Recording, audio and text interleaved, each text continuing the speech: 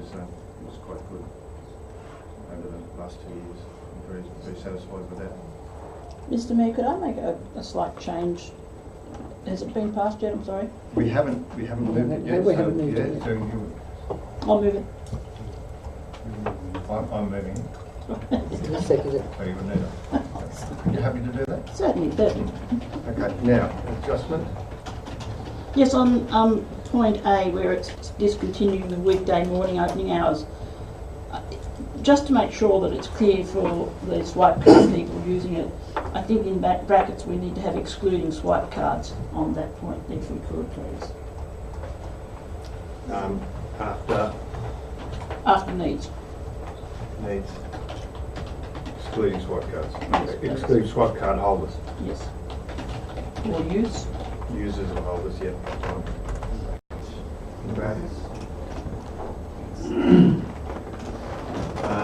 And if we can slide down to 4 as well, that should be the note end of the council meeting.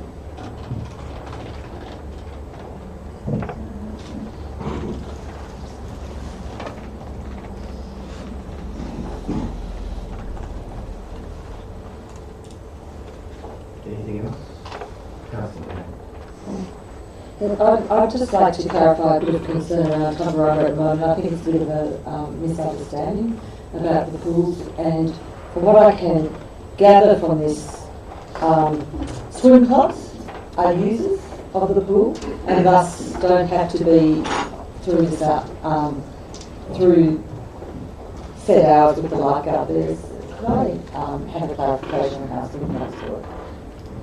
Yeah, through you, Mr. Media, that scheduled users such as the swim club still have the same access that they currently have. We just may have to notice an adjustment to that in regard to we may not be able to find a lifeguard, in which case we would require that group to sign in to be able to access the pool. There's no lifeguard. Okay, so the Tumut Swimming Club, which has just been outstanding, so it's will remain as. And we'll work with them, make sure they're. And can I just pass on the positive feedback I'm getting back about the swipe cards from Campo and Tumut? Great looking. Very positive. Anything else? Nothing further? The motion, all in favour? Carried unanimously. Okay, now we've got a decision motion, once again from me. Tumut Rosewood Rail Trail donation of section of unused rail. Now, just a little bit of a background. I was under the impression that the committee that we've had formed was acting in a very altruistic way and thought that it was a good idea to donate this. That was the message that I got before. Since I had meetings in Tumbarumba sometime just recently, it became very clear to me that that wasn't the case, and that they either changed their mind or something had been confused. So I was asked to do a rescission motion. So this is the rescission motion. So I'm moving that. Second, Councillor Wright. Councillor Fisher. They estimate the salvage value of $12,000 for that 1 kilometre of rail line, is that right? Yes. Correct. So how much is it all together? If they sold the whole local rail line? I imagine you multiply 12,000 by 23. So the fee of the money. Would that be right? Is that what's proposed for the rest of the railway line? Yeah. Give or take a bit, yes.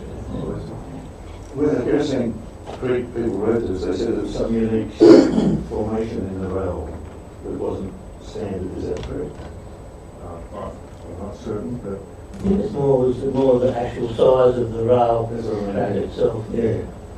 So, do they have any opportunity of purchasing the rail from elsewhere? I mean, what I'm getting at is that this is a major area for tourism, the Blue Mountains, very close to Sydney, and if we can help them achieve their aims, I've got no idea what their financial situation is, but I'd hate for us to torpedo their endeavours to restore that line.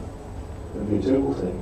Yeah, why I supported the original motion was that we were going to put a condition on it that if they got the railway line, that they could put a sign up there to highlight that it came from the Tumut Room rail line, and it would be a terrific tourism attraction for us to have that signage up there, then being supportive of us. We now turn out backs on them. You know, that's an opportunity for further advertising down there. So I'm not supporting the decision motion. Thank you, Councillor Pitcher. So you're speaking against. Do we have a seat for? Yeah, you might know, remember when we first discussed it last month, I was quite against it being given away because we don't know what the final budget's going to be at the end of the project, and it'd be really awful if we wanted to put a shelter along the track somewhere for the cyclists to stop and get out of the sun or get a drink of water or something, and we didn't have 12 grand to do it because we run out of money, whereas we could have had it. So I think it's pretty important that we keep our powder dry, you know, and make sure that we save as much money as we can and make sure that you know, we make that facility the best we possibly can, even if it means planting trees along the way or whatever, shrubs. But I think, and it's not really against helping out Kerosene Creek Tramway, but we've got to help ourselves first, I think, and then we can help them along the way. And we've got that opportunity there for the General Manager to negotiate the price, I think. Any other speakers? I'll speak against it only because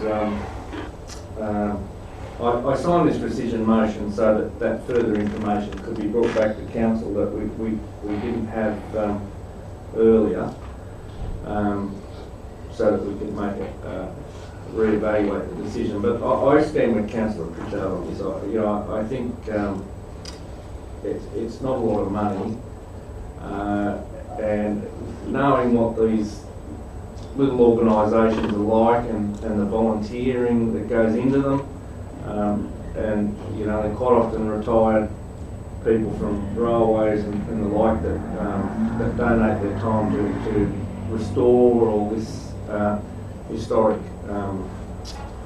material. You know, I think, you know, I sort of don't like the notion of being Indian givers. You know, we've sort of resolved to give it to them, and I think we should stand by it. I mean, I understand that communication from this group came in late, and it wasn't with us. So you know, it's not ideal. We did consult, but you know, it just didn't get to us. So when we made the decision, but you know, I think the fact that they'll give us some marketing in return to promote our rail trail, and if we can help them and provide something historic for the state of New South Wales, when most likely the money to build this railway in the first place came from the state government, in all likelihood anyway. So you know, I think it's probably a fair thing to give them back, and you know, if we have to find $12,000 to put in a few trees or a few picnic shelters, well, I think we'll find it. Any other speakers? Just a quick question. Have we already notified Kerosene Creek about what we're going to do? Not officially, no. Through the chair, because we were aware, as soon as we became aware of a rescission motion, there's all works on that. So we don't lose face. Yep, so we just wait for the official decision to come through, which is today, and then we'll go about notifying from there. Councillor Smith. Having voted for the original motion, we give it to them. I mean, I just think, well, how would we have voted if we had known that there was opposition from the Rail Trail Committee and others to doing so, and in the spirit of listening to our community, perhaps I would not have voted for this issue, and for that reason I would support the rescission motion. Yes, sir. Anything further? Just close the debate. I think what this highlights is the need for the community, when they read a business paper and see a recommendation is to contact the councillor before the recommendation is put to council, and it would save a lot of embarrassment. The issue, of course, is that this whole project is being looked on by all of New South Wales councils who have rail corridors in their area. So this is a bit of a test case. So we've got to get it right. And in this case, and look right. Yeah, we haven't got it right. Yeah, so there's very positive promotion of it already, and a lot of excitement. So yeah, it's unfortunate, but that's the way it is. Councillors, I'll put the rescission motion. All those in favour of rescinding the motion and taking up those recommendations that the 1 kilometre of rail be given to the Kerosene Creek, or offered to them at market rate, and the other 2 recommendations there, all in favour? So that's 1, 2, 3, 4, 6. Against? 3 against. Thank you. Moving on.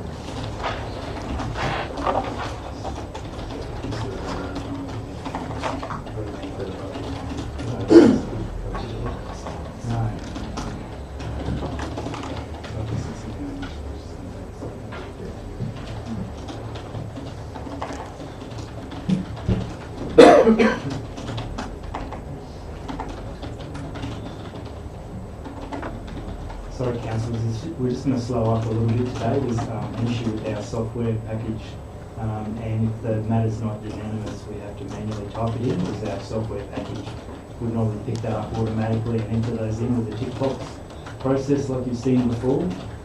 But there's some upgrades happening to the system at the moment by our provider, and that's meant that we're entering this in manually. That one's obviously carried. Okay, moving on to 9.1, pecuniary interest returns for councillors and designated staff. All three. All 3, Councillor Larder, Councillor Risselman. Comments? All in favour? Carried. Unanimous. 9.2, recruitment of audit risk and improvement committee member.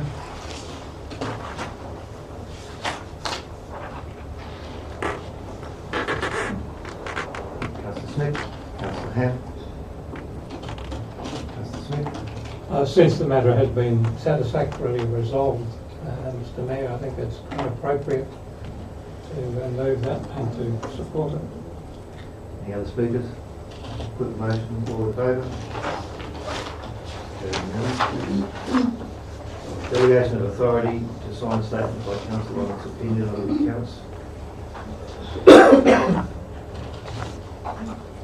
Just ask for Sarah to join. Sarah, what you doing?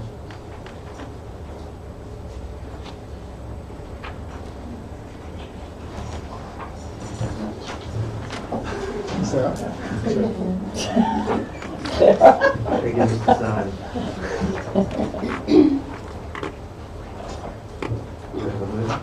Councillor Ham.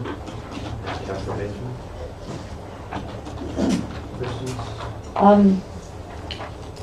Sarah, you might like to clarify this for me, but this looks like a lot better news than last year. And it looks like really, basically, we have made a profit in the last 12 months. Yes, through the chair, this year's net operating result is a lot better than last year's. We have a profit of 3.2 million, and that's mainly due to the extra funding through grants and that we've received back in December. And so, trying not to be a pessimist, what are we, is this like a one-off blip and next year we're going to be in trouble again, or? Next year's financials, we've budgeted for a loss, mainly because we've still got a lot of NCOF round 1 and now NCOF round 2 funding that we've received in prior years. So we recognise the income in those years when we receive the money, but we recognise the expense when it's actually paid for. So we restrict those in a reserve, and those get used to fund those expenditure through future years. Okay. So that couple of years, you might see that there are losses based on those actual debt. I just think that's good that we know in advance. Yeah. And then one very close to my heart, I do notice on page 44 or page 18 out of 79, children's services fees is at 407,000. Of course, I'm very interested in that and making sure that they're viable. And it's looking like we've got less money than last year. Are you able to talk on that? Yes, through the chair, that's just a classification of income. With childcare services, there's been a change in the way that people receive their grant funding. We recognise it as a grant in our financials, so because of the change, people are paying less through user fees and charges, and we're receiving the top up from grant funding. So this is a new Jobs for Family funding with the Children's Services funding. So having looked into this a bit more, it looks like we haven't done very well there, but instead we've actually made a profit of 22,000 within that area. Yep. Councillor Ismail? Mr Mayor, when we were discussing the pools, we were told that the pools have made a profit. Where would you see that in the actual financial statement? And does that include the canteens as well? Through the chair, on the same page, page 18, there are user fees and charges included under swimming centres. So 68,000 we received this year. Of that 68, 55 is for lessons, and the remaining 13,000 is for other programs such as aqua aerobics and swipe cards and those other programs. The pool kiosks are recognised as other income, so other sales, general. So the pool kiosks last season raised 83,000, and the year before was 65. So it has gone up last season. Thank you for that. Just a clarification, Councillor Ismail, don't make a profit, their income is up. Yes, I understand that. Sorry about that. Just a quick question about grants. We've received an awful lot of grants. Are any of those in danger of having to be returned? At this stage, we will not be returning any grants. Very good. Good news. Any further questions? Thank you, sir.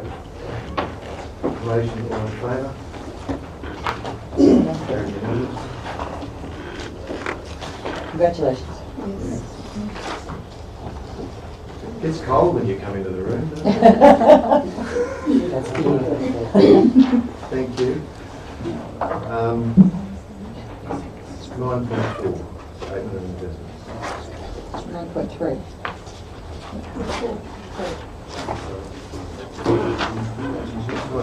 We haven't done it. We haven't done the delegation. That was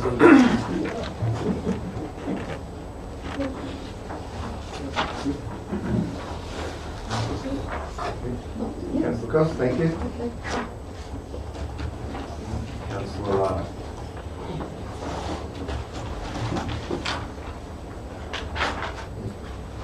Questions, comments, statements? Through you, Mr Mayor, it's probably an important juncture to note that this is a cumulative report. It doesn't split out month to month. It is a year-to-date report, and some of the commentary will explain some of the figures in that regard.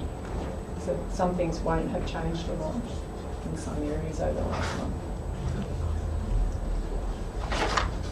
Any further questions for Sarah or Shelley? Put the motion all in favour? Carried unanimously, thank you. Proposed org structure, 4 recommendations there. Councillor Ham. Councillor Benjamin. Councillor Ham. This organisational structure, I just would probably like the staff to know that we do have a little bit of empathy for them, because this has been a great time of change, and some people must feel really, really insecure about their jobs. And in saying that, I've just seen so many great things that council staff have been doing around the place, and so I want to compliment them on getting on with the job, even though some of them must be living with a bit of fear and trepidation about their future. So just to note that. When we look at this, I have had people ask why the name change from general manager to CEO? Would you be able to Through the chair, I've recommended CEO. We're trying to move to a more modern organisation.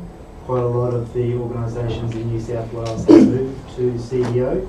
It is only New South Wales and Tasmania now that maintain the name General Manager. So I've made a recommendation to you to go across to CEO. And in that, the Act will still refer to General Manager, and we'll have documentation around that to say that the General Manager for the organisation is essentially the CEO. And do you get paid more? I will not get paid more. So there's a process in New South Wales where there's an evaluation of what the remuneration for general managers or CEOs of organisations are, and that provides a price range in which I'm maintained at that level. Okay, and you've got the numbers there of the numbers of staff are going to drop from 239 down to 226. Has this? What were the numbers at amalgamation of staff? So in relation to the Rural Transaction Centre, at the moment with the existing staff there will be a drop of 1 FTE, approximately 1 FTE. However, there'll still be in the organisation structure another 21 positions to be filled, and I'm confident that a group of those in the 21 will be filled in the Tumbarumba Rural Transaction Centre. Sorry, I don't really understand. So we're going to have 226 full-time FTEs, of which 21 of those places are still to be filled. I think we're talking about two different things. Okay, sorry, could you ask the question again? Yeah, and I wasn't referring to Tumbarumba in itself. I was referring just to the number of staff all in. When we first amalgamated, what were they? Was it the 239, and now we're going down to 226? So there is a reduction in the staffing. So the resourcing strategy that Council adopted back in June talked about our sustainability levels and needing to reduce the staff costs over a 3-year period. So we've reduced the total numbers of staff, and now we're back within a range that's made those savings. Okay. You after the staff saving numbers? No? Not really. Okay, I will ask about Tumba. I know Tumba's staying as she'll do, as whatever. Yeah, I'll let other people speak. Yeah, I'd like to comment on the fact that apprentices and trainees and cadet positions, we're going to have 13 of those over a period of 2 years. I think that's a great innovation and a great move to bring young people into the organisation.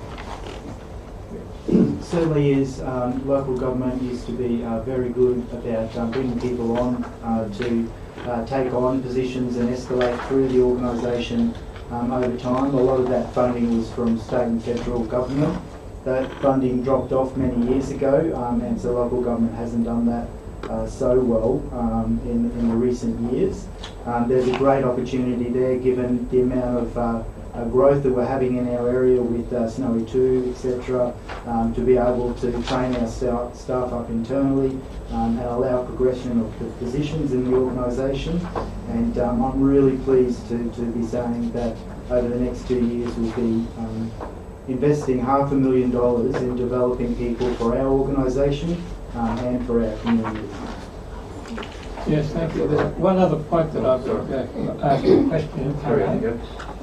In the diagram showing the executive structure, the position of Chief Finance Officer is along the same lines as the executive directors, of which there are now only 2 instead of the previous 3 that we had.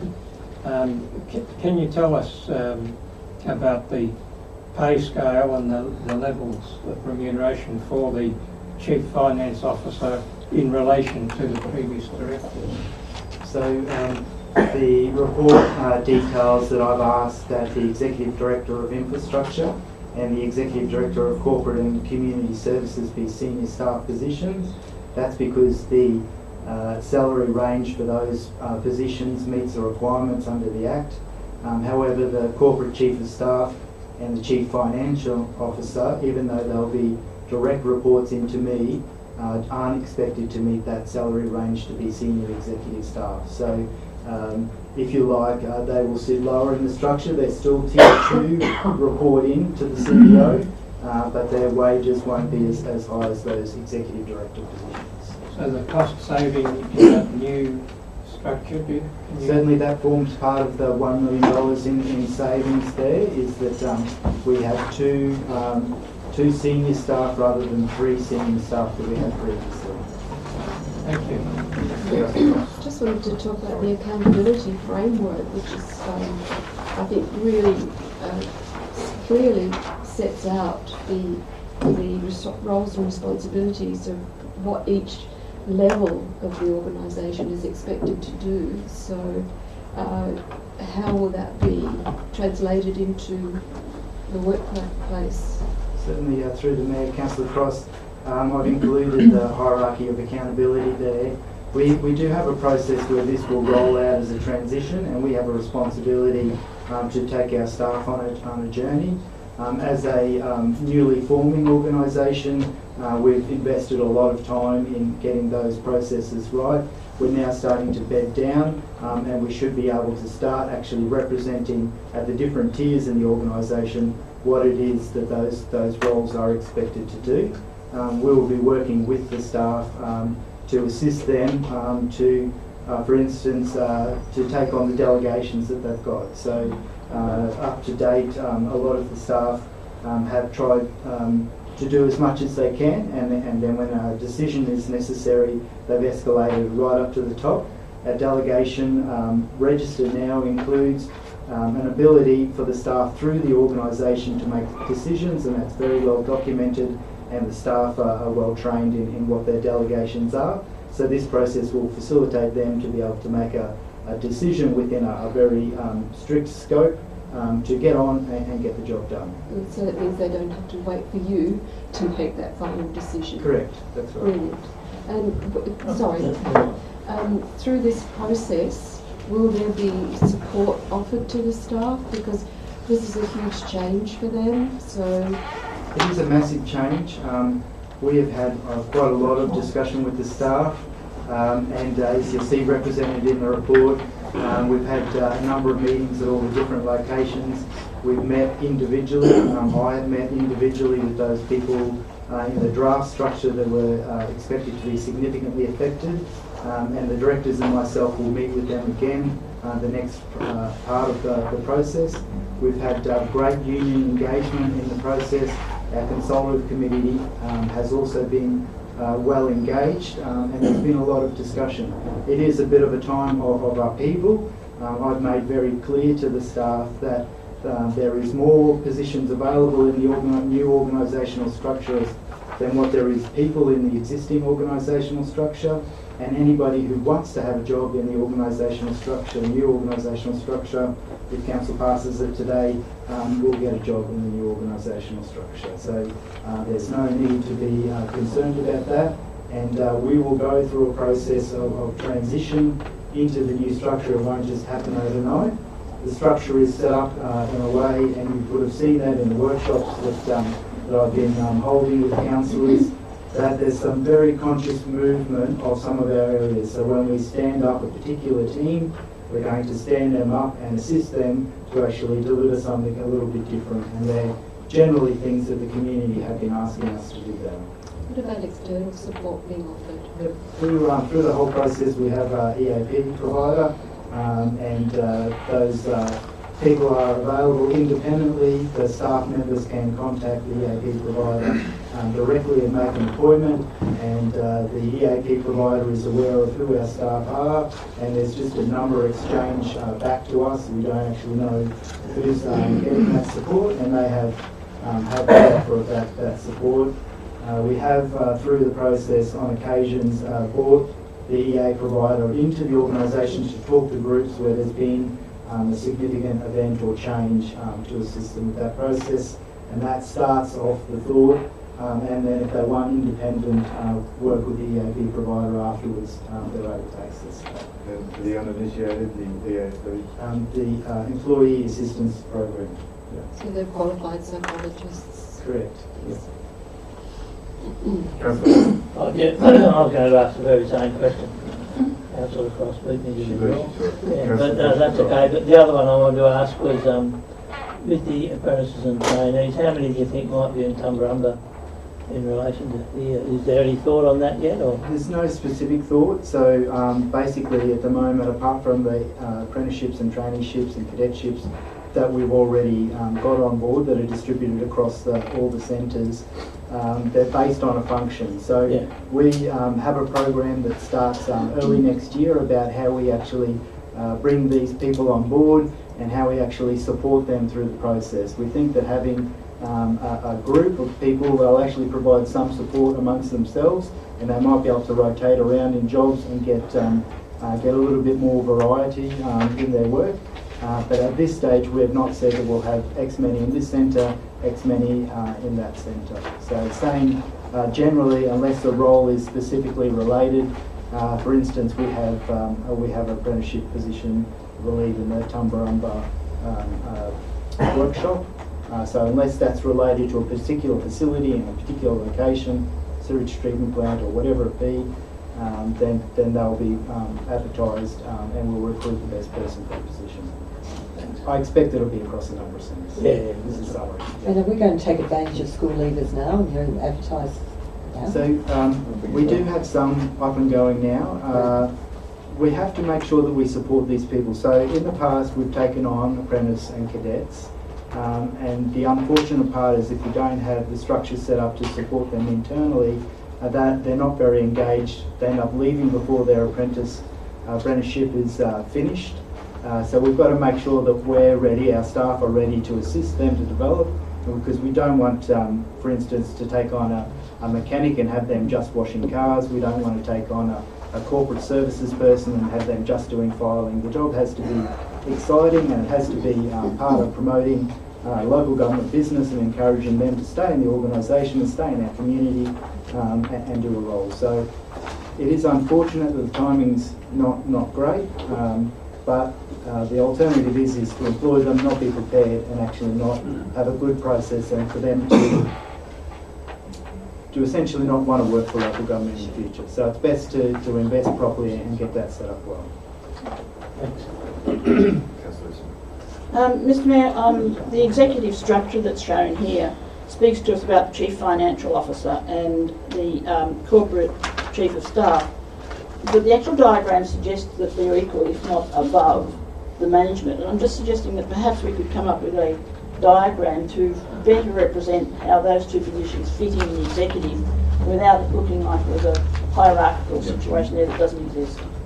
Through the chair, this structure is actually an attachment, will be an attachment to the minutes, and what we'll do is we'll have the chief executive at the top, the two executive directors, and then the corporate chief of staff and CFO a little bit further down when we put that in the minutes, if that's what you would like represented there, noting that all of them still report through to the chief executive officer.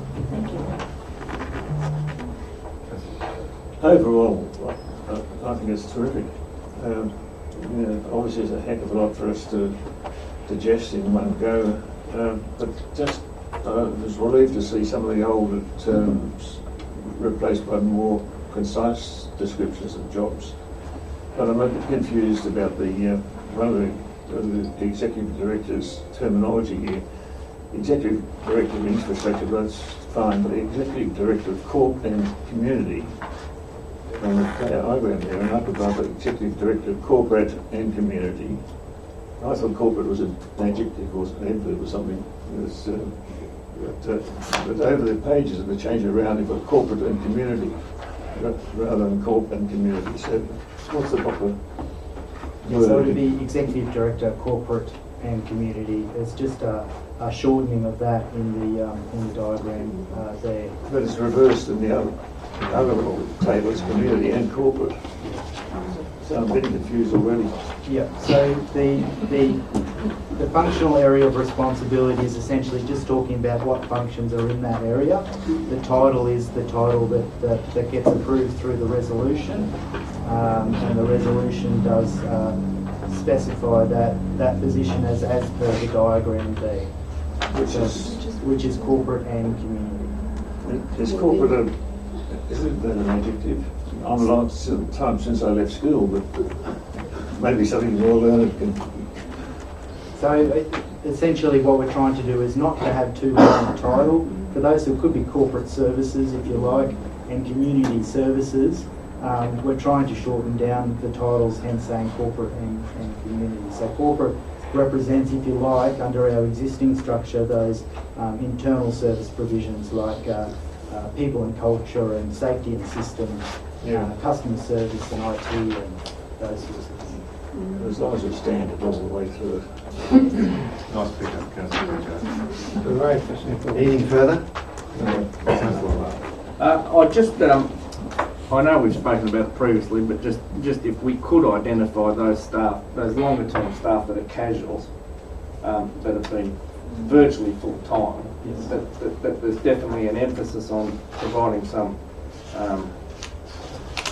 employment opportunity full time for them, in this structure, because, I think that they've been, wonderful servants to us, and we probably, given circumstances, we haven't offered full-time employment, but I think, now's the time to reward those people with it.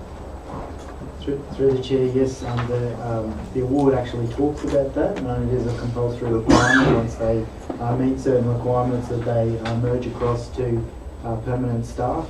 We have done that through most of the organisation. We became aware of a couple more of those in recent times, and we're in the process of sorting those matters at the moment. Councillor Cross. Through you, Mr Mayor, Mr General Manager, you did say that there'll be more jobs than people, so that means that there'll be no redundancies. So there may be a possibility of redundancy. So redundancy has a particular definition under the award and under the Act, and we'll go through a process where a standard industrial process where we talk about redeployment. So a person, if their position isn't there in the new structure, they become a redeployed employee, and then we go through an industrial process where there is other positions available they can apply for, and we offer retraining, and the very, very last option is redundancy.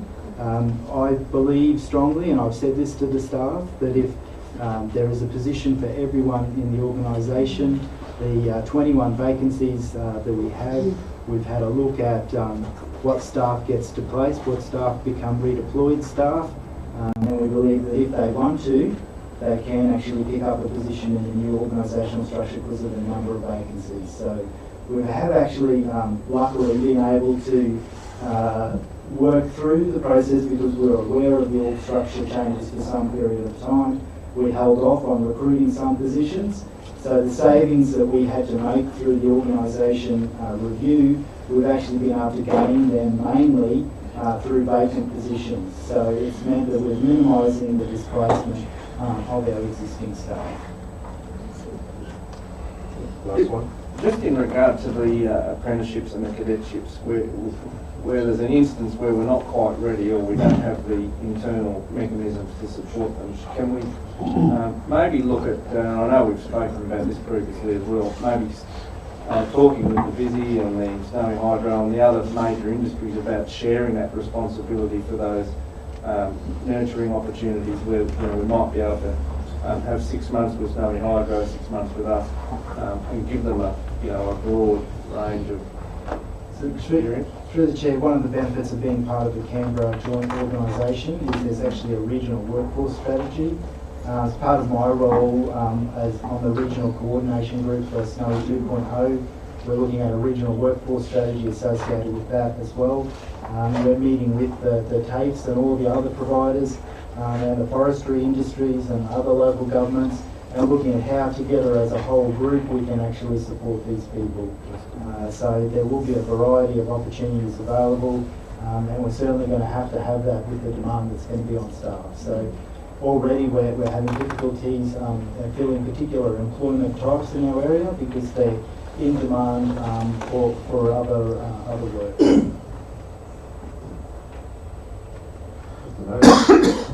All in favour? Thank you. Unanimous. Road name for Tumbarumba, new developer.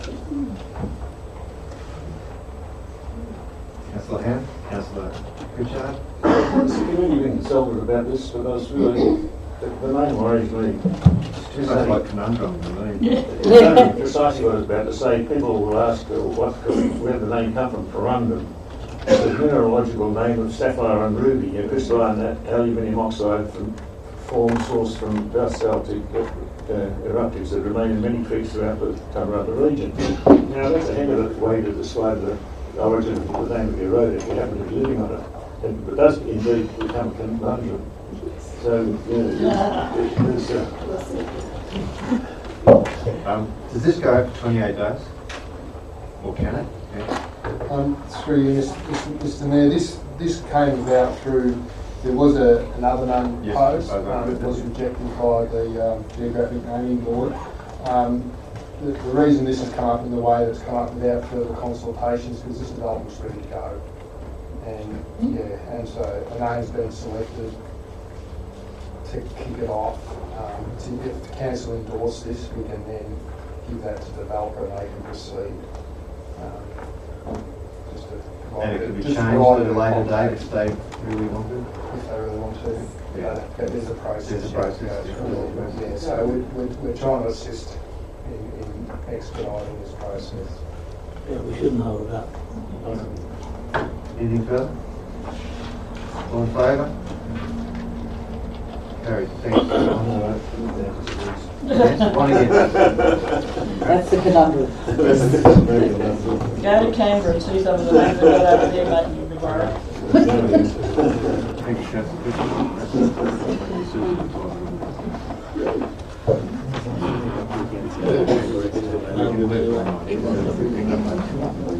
So we'll move on. Takes us to Manus Lake Blue-Green Algal Bloom Management Update. Councillor Ham and Councillor Benjamin. Councillor Ham. It looks like we're getting closer to a solution here.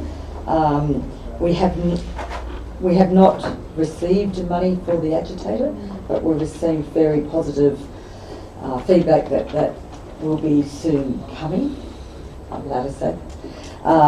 So for that I'd like to add another recommendation, is number 8, should the money be made available, that SVC move as soon as possible to getting the agitators in the lake, because the sooner they're in, the less likely we are getting the LB for us. And I'd just like to express thanks to our local member, Justin Clancy, for his work on this. It's been tireless and pushing us.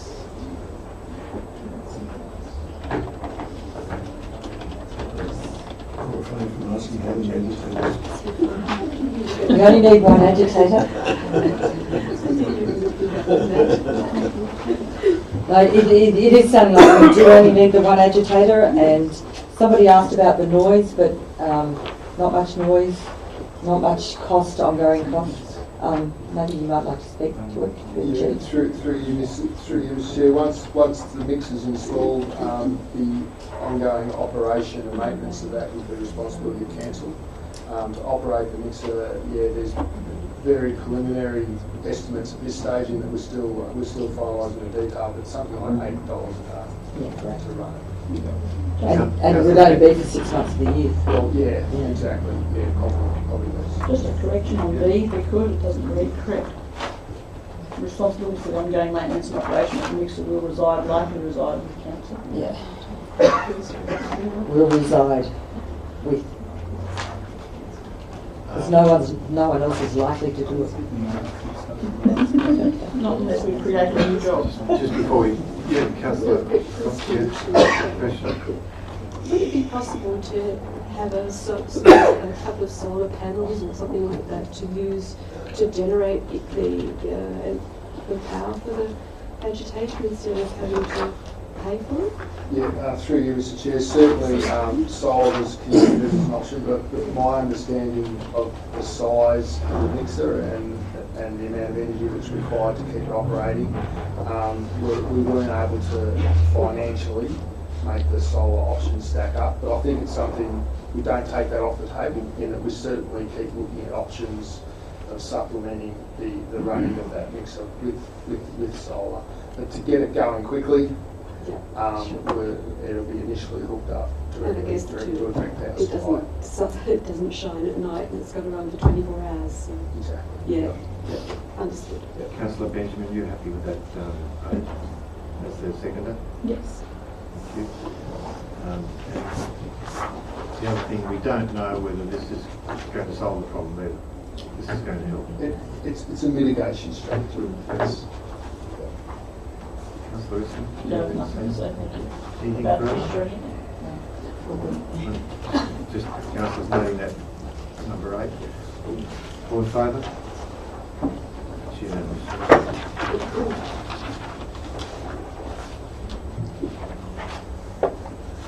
Batley Showground supply of water for irrigation for the leasing. Councillor Wilson. Councillor Benjamin? Councillor. Just to say that the community of Batley have been lobbying to have the area watered again and reinstate the watering of the rugby league field for about 5 years or more. So this is a wonderful opportunity to support the community through sporting activities in Batlow, and I'm very, very pleased to have this happen. We have a unique young athlete in Batlow, young Jack Gould, who has just been given international rating for his athletic achievements at the 400 metre. And to have him training on this oval is a big exercise for him, and to have it watered and so he can maintain, he goes with his mower and mows a track around and then runs around it. So he's quite committed, and he'll be very excited about this. So I recommend this to the council, that we accept this slight cost to our council and undertake this particular project. Thank you, Councillor Wilson. Any other speakers? I endorse it as well, but perhaps we could also just look at a further report down the track about the similar situation at the Tumut Rugby League ground as well, because I know they've got similar water problem in that they're carting water in trucks. So if we could do that, that would be great. Is that Twickenham Road? We are having discussions with them. And that's been ongoing for some period of time. Tree, are you aware of whether it's up? No. We have made an offer to them, and I believe we're waiting for them to come back to us. So we'll continue to progress that now. Okay. Nothing further? Quick motion, all in favour? Unanimous, thank you. Draft home dialysis rebate policy. Councillor Ham, Councillor Willis. Firstly, thank you to the people who put in submissions who are affected by dialysis. Just one thing I'd like changed in the policy is they're asking for an annual update and to apply annually for the rebate. However, it also says where the water is no longer required for dialysis, the customer must inform the council and the rebate will cease. Failure to notify the council will result in the concession being cancelled and the revocation of all previous concessions provided. Now we're asking for that annually, and I do get that people move houses and things like that. However, I think annually is a bit excessive. If we could go to 5 years, I'd like 5 years. Others might like less. So if we could look into that. And the other thing that was asked is, this policy has been in draft quite some time, and in that time the people under dialysis haven't been allowed rebate, and so they've been paying full cost for it. And I'm aware that these people have other financial commitments because they are on dialysis. I'd like to see it taken back just 1 quarter. So two changes proposed there. Councillor Ross. I fully support what Councillor Ham says. However, I think 5 years is probably too long because we don't know what will happen in between that. So I would probably prefer 2 years. 2 years. Councillor Ham. It's better than one. Yep. Okay. Yep. Thank you. Twice as nice. Twice as good. I don't even know why they have to reapply. Why would they have to reapply to start off with? If they've got, only when they're going to be a kidney that they're going to not use it. In that case, they're going to say we don't need it. So why do they have to reapply every year? Why should they? What's the reason? Yeah, through you, Mr. Chair. I suppose there'd be concerns that someone might move house, relocate, and not notify us, and in which case the rebate will continue on, even though there's no one with need for dialysis in that property. So it's really just a bit of a safeguard in case someone forgets to notify us that they've moved house or they no longer require the rebate. And have some mechanism for cancel for that rebate not to continue endlessly without some sort of I suppose there is a potential there for somebody to get a huge backdated bill in that case. Yeah, that's right. Yeah, I agree with that. Yeah, like if they shifted away from our area. Right. This is about finding a reasonable. Yeah, that makes sense. Reasonable. Yeah. So any chance of the it being backdated by the water? What's our? No, just through the chair. This is a Snowy Valleys policy, so the previous Shire policies would have applied to date. So they would have been getting the rebate. No, they got told it was under review, so they didn't get it. We're happy to look into that because that sounds like that is not correct. Okay, thank you. So just with that one single change? Yep, yeah. If that's followed through, happy with that. Well put. Happy with that, the move and second? Yep.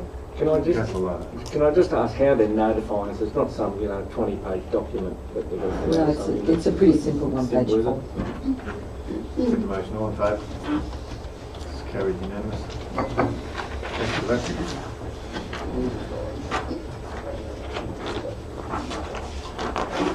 Draft drinking water quality policy. Councillor Cross. Councillor Smith.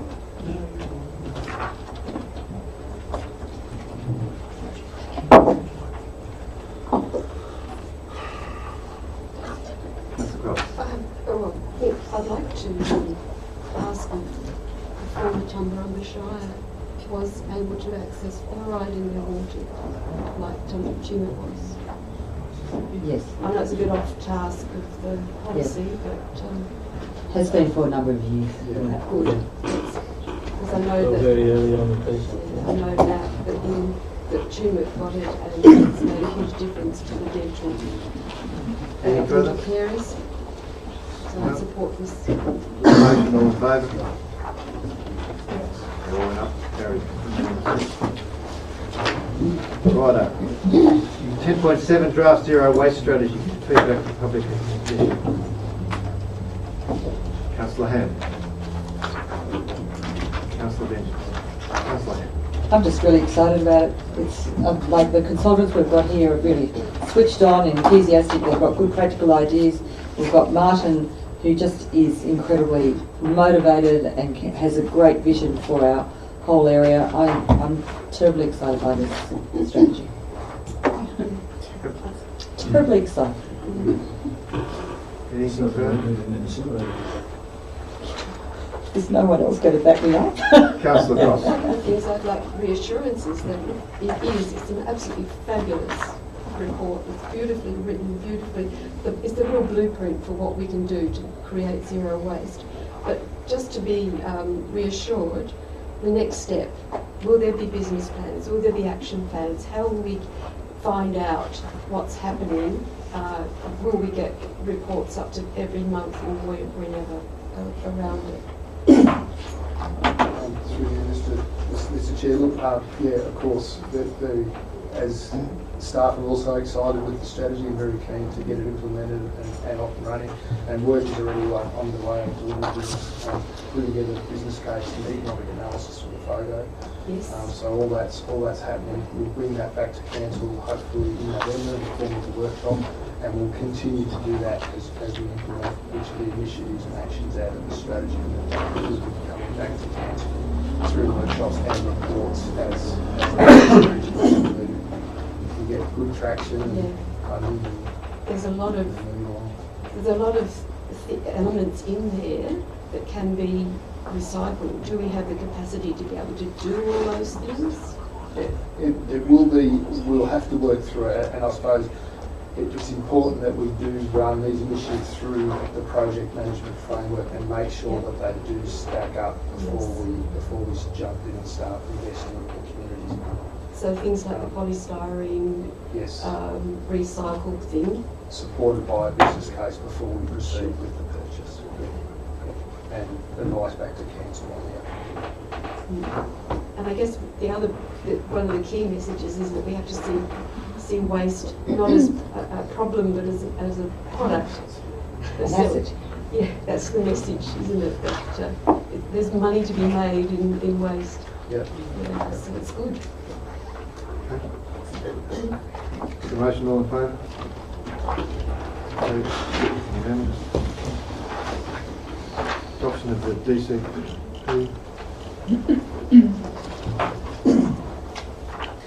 I'd like to thank Brent for his address earlier. It was very helpful, and appreciate that. So, do you want to go to committee on this? Yep. Councillor Hammond? Councillor Cox, all in favour? Unanimous. Who's first? I'm happy. Yep. Once again, Brent, you pointed out some things that of course I didn't pick up at all, and I appreciate your time and obvious effort into reading this. I did like the fact that you said in clause 1.6 about the variation provision, and having obviously worked in your industry, you found our wording was too constricted, and if we could maybe look to change the wording to acceptable standard. Deleting superior. Deleting superior. And then the other thing is about car parking. Just because we've got big towns and little towns, and little towns such as Tumut, Cancoven, all of them, the way that it's set out, I think is it 1.172? No, that's Wingwood. Don't get that mixed up. Just with the car, apparently it's in a couple of places, but with the car parking for little businesses in little towns, it may not be necessary for them to have 5 car parks or something. If there's some way that can be put in, that the car parking is, it's common sense whether or not there's car parking or not. If there's in the past, we've had to find ways around it. Yes. And we have. Right. Now, we'd be better off if we didn't have to find ways around it, because it wasn't there. We'll try and be proactive. So, it's something we'll continue to work on. I'll work with Mr. Stone on that one, and but it's no good if it's stifling development. The consideration, through you, Mr. Mayor, the considerations for existing use and waiving of parking in the town centres are extended across to every town centre within this document. Look, I don't really have to take advice around the change of the word superior from deleting superior to acceptable. I would just point out to councillors that there is provisions within the DCP to review it in 12 months. Because this is a fairly new, it's quite detailed, but it's also in plain English, so it's something new we've done.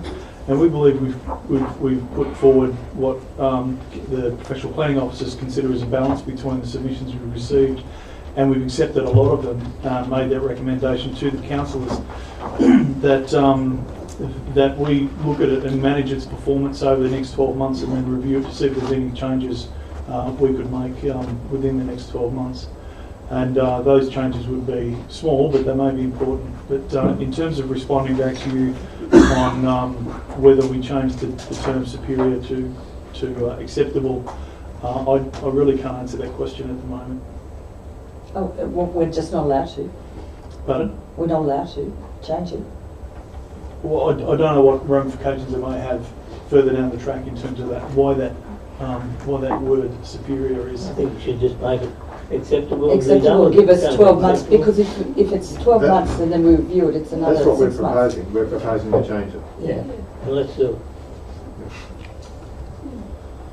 I think, have you got that up there? That's what it's done. Is that the original recommendation? No. Oh, So we need, you need to move You it. need to move a Councillor recommendation. Ham's talking about we can do that when we go out of committee. Yeah, okay. The other thing that was mentioned by Mr Livermore was the development where there isn't room for car parking, and he gave an example in Tumbarumba of the garden centre. Can we put in some wording that would give us more flexibility in allowing that sort of development, some discretion? Well, that's what I'm saying. We're doing now, and every time it's a bit of an ask, but we're doing it. Probably better off if we had a better alternative than just modifying it each time. A perfect example is the dentist. You know, the dentist has bought a block of land in Brussels, and essentially, according to the parking rules, we can't, but we'll allow 3 trailer loads of wood to sit in the main street all day. I believe. Yeah, that's right. Yeah. Thinking of car parking, do we have any kind of audit of handicapped car spaces or accessible car spaces? And is there any ratio of how many you have to have in a CBD? The specific car parking provisions depend on the use through the DA as to how many car parks must be provided, as has been discussed. The last audit I understand has been done in the Tumut CBD was 2012. So in order to undertake another one, we'd have to council to decide. Councillor Cross was specifically talking about disabled car Yeah, parks. yeah. We've got 5, I think, in Tumut. Well, I'd have to take that on notice. Yes, I don't but know I'm numbers, yeah. talking about because we've got an ageing population, because we've got medical places changing Yes. locations. Is there some capacity for review? I know that's not in there. Sorry, I'm probably off task, but There's always room for council to call for an audit and review of the times, the restrictions of car parking, the number of car parks we have, and also the balance of disabled versus ordinary, including loading bays and those sorts of stuff. There is always opportunities for council if they consider it's important to call for that. It does cost some money, so I'd recommend that councillors look at perhaps incorporating that into the next budget review or into the next budget process. Anything further? Mr Mayor, I'm conscious of the fact that we have got an Appendix 10, Appendix 1, street trees listed for recommendations for planting in new developments and so on. And very conscious of the fact that a lot of trees cause dreadful effects on people with hay fever and such like in the seasons. And on this particular appendix, I wondered if we could actually have added to it the fact that these specific trees might have a high rate of asthma or hay fever, because there's a lot there that really can cause quite a great deal of disadvantage to a lot of people. So I'm just wondering if that's something we could perhaps look at perhaps in the future. Good idea. To encourage people to plant those species that are less hazardous for people's health. Like the London pine trees, they look cute, but they've got hell of a cotton. Absolutely. Off them, yeah. And also to encourage the planting of native species ahead of introduced species would be another direction that I would like to see taken on this particular appendix. I can't see it's a sensible idea to be planting Gums that drop their leaves. Blakely's red gum or rhododendron in the streets, given the amount that are losing limbs on my place. Anyhow, but yeah, that needs review. I think Thank it needs you. constant review. And also with the changing of the weather patterns, I'm noticing, and I was talking to Councillor Pritchard before the meeting, that I've got huge trees on my property that have just given up the ghost, and maybe 100 years old or more, as well as introduced species in the garden that should thrive that have just got tired and died. So we need to be Some trees do have actual lifespans. lifespans, yeah, but we need to be looking at tolerance to the climate. My thoughts. So we move back into moving that way. Councillor Risselman, Councillor Coss, all in favour? Councillor Hand, you had a... Yeah, look, on the advice of Mr Livermore, I'd like to change that wording from superior to acceptable. 1.6. 1.6 replace superior with acceptable.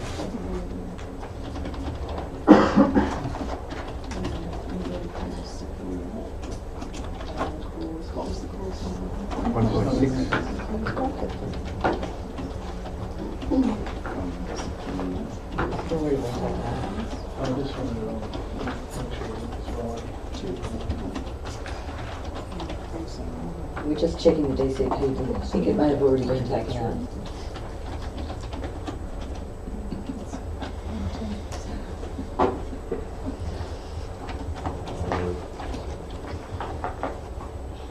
Nothing further? And were we going to do anything about car parking? So, a clever way we were going to I work think that? I think we need to do something.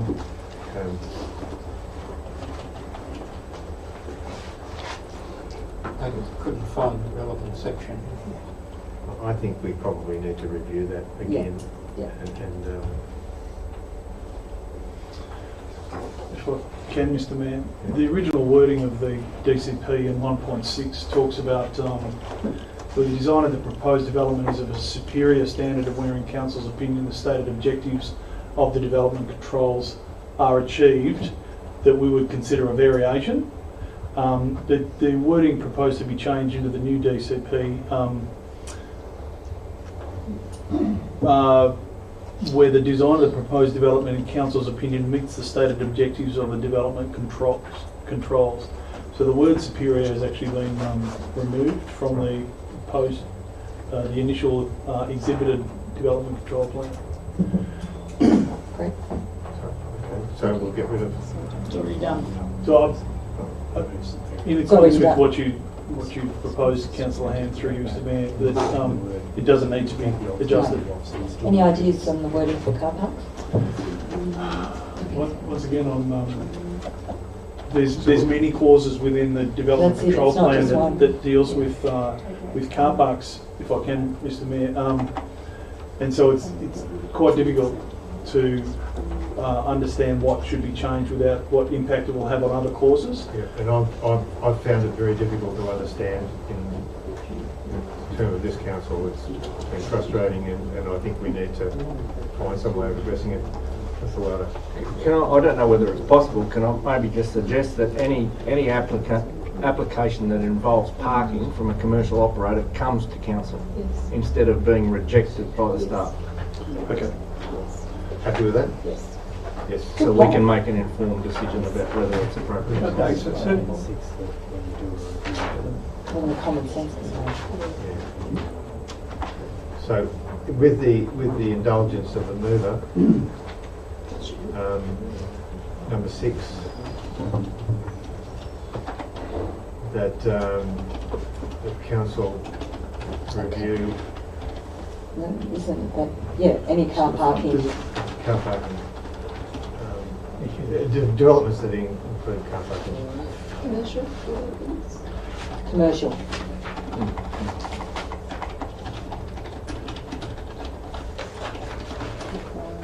Hold on.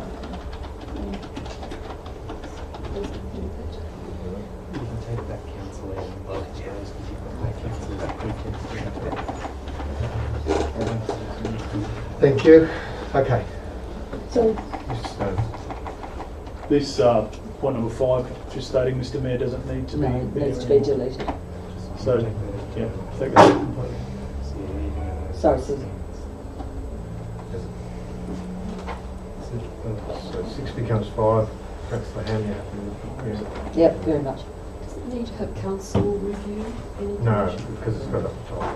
Okay, so, See the item? Yep. yep, thank you. So, I thought we had Councillor Ham. so can I just ask a question to the Chair? Will this, with point number 5, will that include new and existing businesses? Yeah, Through Mr Mayor, that there's already existing provisions for changes of use developments, which is exactly what a existing business is. They're waived of car parking requirements at the moment, and that's currently in the DCP. So that I'm interpreting would extend to any greenfield or development that involves a change of use and development work. We need to come to the council for consideration. Thank you. All good. Okay, so you're seconding that?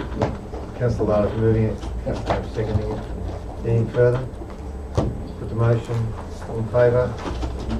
Carried.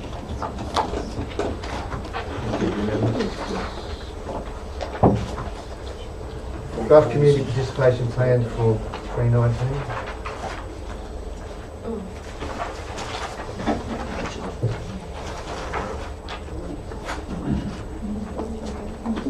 Councillor Cross moving it, Councillor Ham seconding it. Cross, anything there? No, it's great. All good. Anything further? Put the motion. All in favour? Carried. Right, Ross Corner.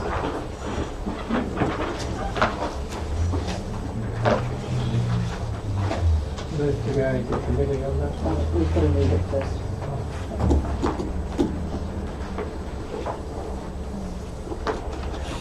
Just move it. You're moving it? Councillor Ham? Councillor Wright? Seconding it? Second. Okay, and Councillor Smith wants to move it into committee? Happy to support. Seconded by Councillor Ham.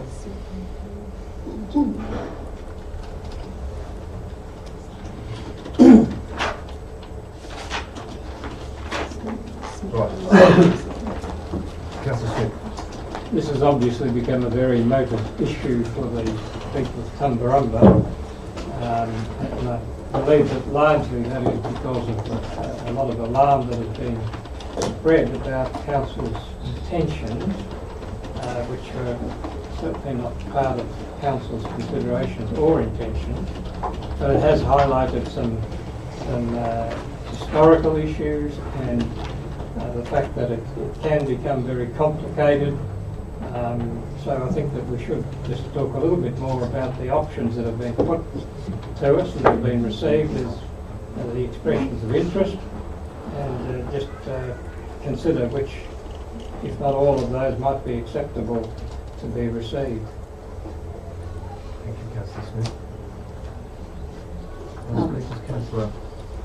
Okay, so first of all, I'd just like to thank Dr. Hamilton for speaking, and there was a suggestion that something was given to council with 170 signatures and there's been no reply for that. That's because it hasn't come to council yet, so just to explain that. Why not? Why hasn't Of course, because we haven't had a council meeting. So, but I would like to ask if I could, Phil, what are the current leasing arrangements, and why did we come up with an idea of maybe just exploring purchasing, something like purchasing? Through Mr Mayor, this was originally brought to our attention earlier in the year when the current tenant of the 3 consulting suites, Dr. Nadesh, indicated he wouldn't be renewing that lease. And so, like we would do with any other tenant in place, we would seek expressions of interest for anybody who wished to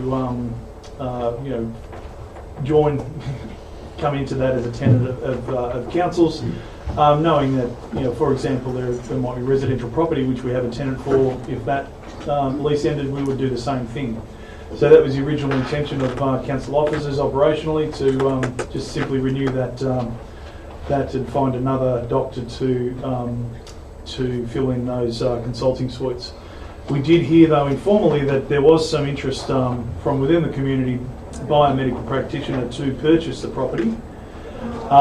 And given we'd heard that interest, we decided then to also add the consideration of purchasing the property into the expression of interest. And of course, as we were moving forward on it, we just considered it an operational matter which we would pursue, and whatever interest we got, we could then make a recommendation either to the council if it was something different than what we were considering in terms of a lease, or if there was no formal expressions of interest for purchasing to come forward, we would then continue to assess a lessee tenant as we would normally under operational procedures, which would involve a panel.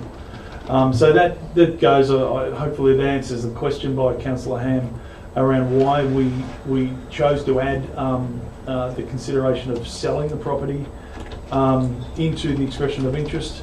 The current leasing arrangements as they are that we've got month-to-month leases on the pathology, dental and other users, and then the remainder of the consulting suites are leased by an existing doctor, and the original intention was to go out to just lease those out, as I said.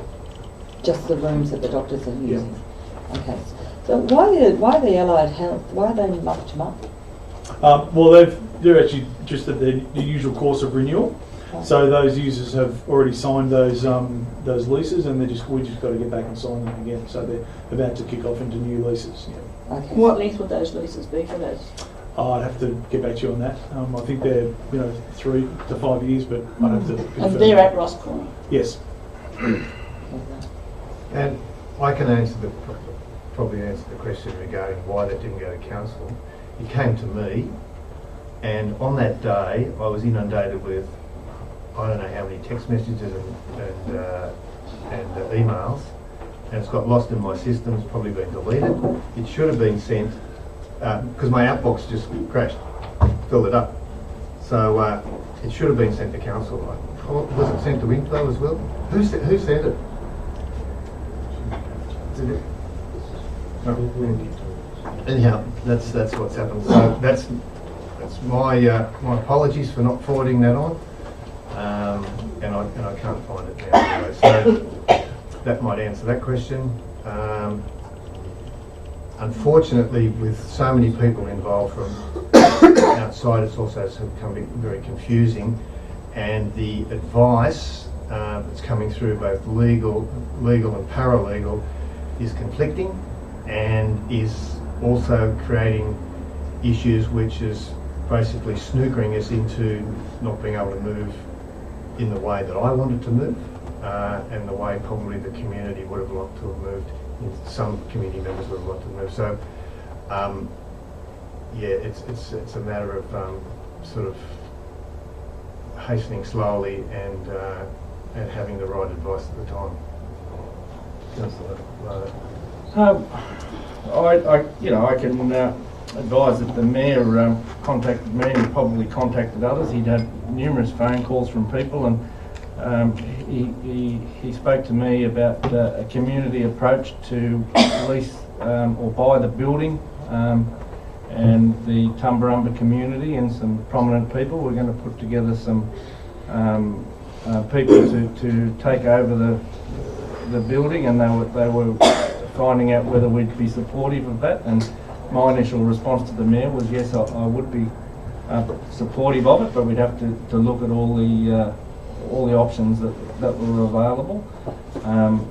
And I thought that was something that obviously the community would want, and it would ensure that there was an ongoing involvement from the Tumbarumba people, and that we'd end up with the medical fraternity there in the longer term, being managed by the local people. But from what I understand now, there's all these legal letters come in from Save the Tumbarumba Shire, and in the interest of transparency, because everyone's always wanting to know where the missing money goes, in our budget.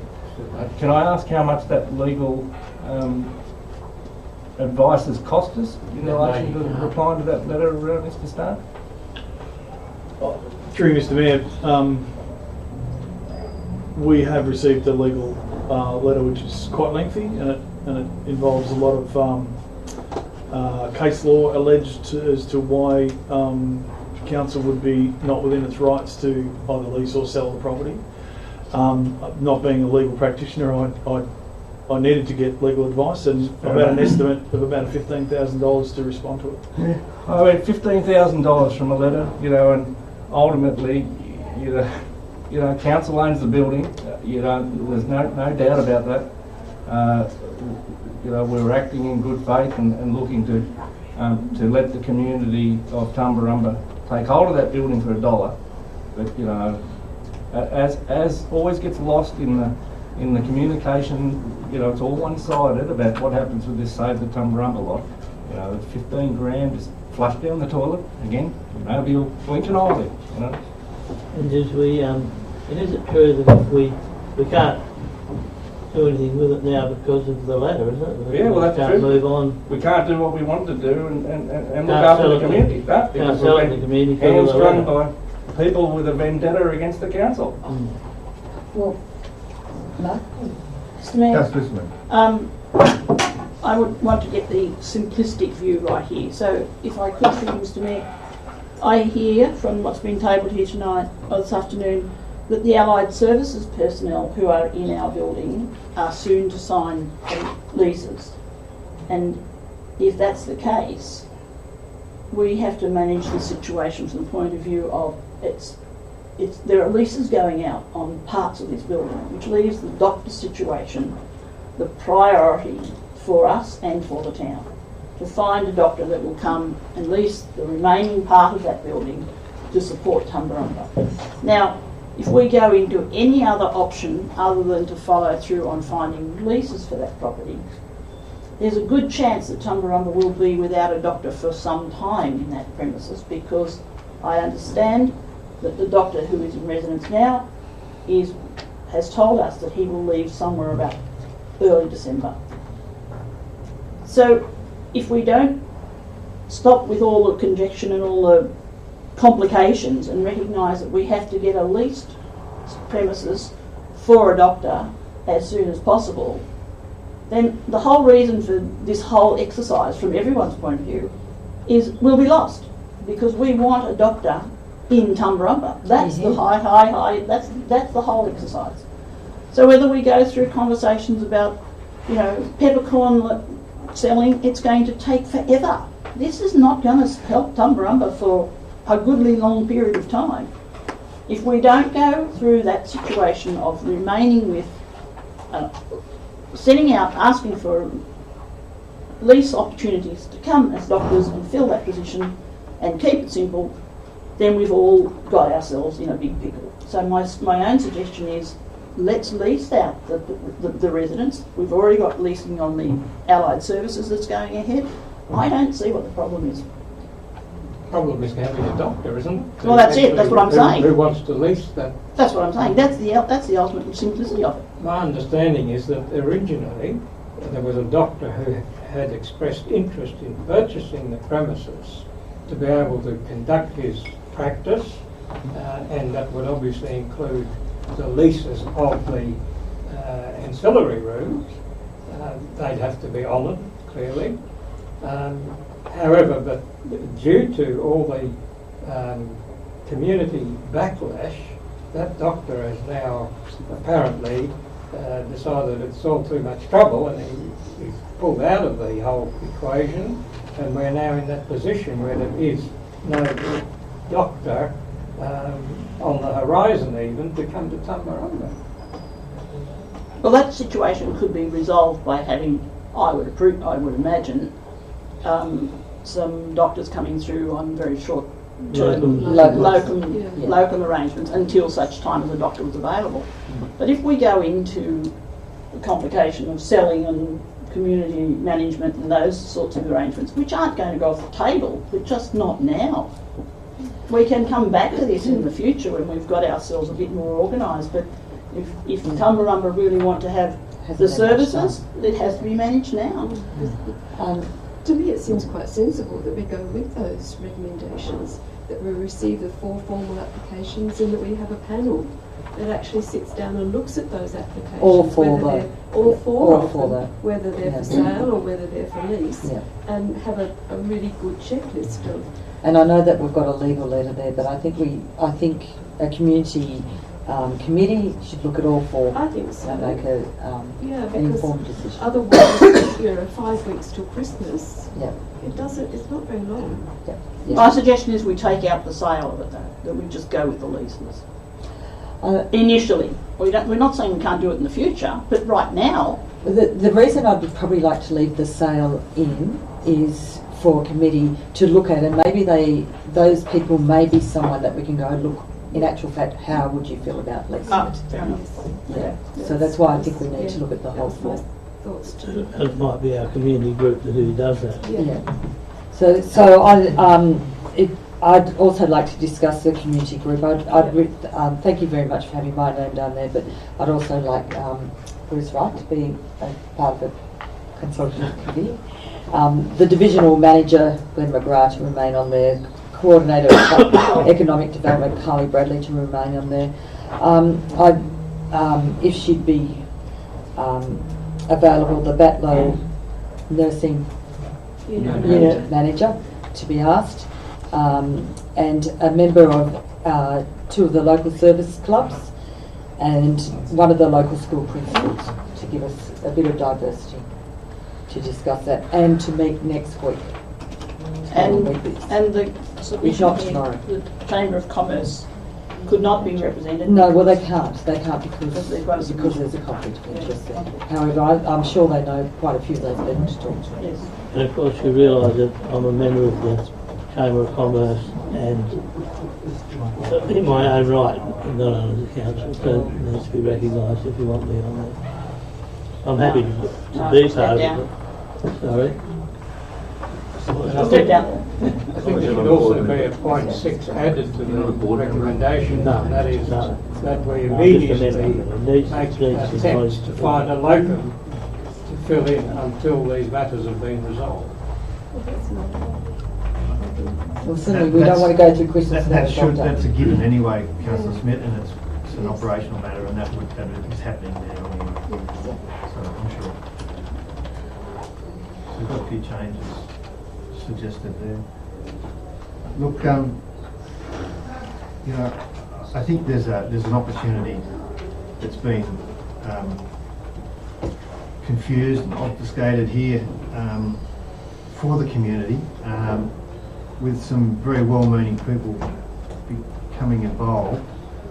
But unfortunately, what I originally thought was a great option, and still believe was a good option, has pretty well been made impossible because of the legal advice and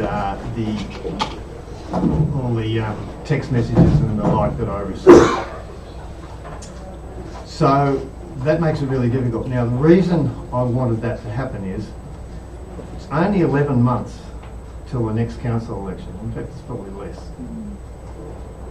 It is less. And if this is my opinion only, if something's not worked out for that Tumbarumba community, you don't know what you're going to have elected next time.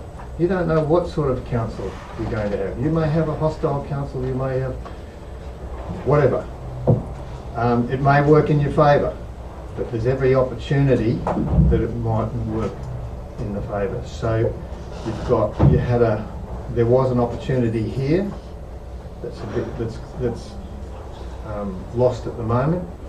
If we can try and somehow drag that back before the next council election and get something set for you, I think it's a great opportunity. Otherwise, you've got an possible impending threat, and I think that's something that really needs to be considered by the Tumbarumba community and other communities as well, because the council that is operating now is operating effectively, well. You mightn't think so, but I've been in quite a few councils, and you've got something here that you don't often get. Could you just explain, for my benefit, what your position was at the start? What did you want? I was trying to encourage the ownership of Roth's Corner to go back to the community and be managed by the community. It wasn't going back, it was never part of the community. It was always council run. Council. Yeah. But now we're a bigger community. We're one big council, and you know, before the amalgamation, before I was on council, even though I'd had contacts in Tumbarumba for a long time, I wasn't aware of the story of Roth's Corner.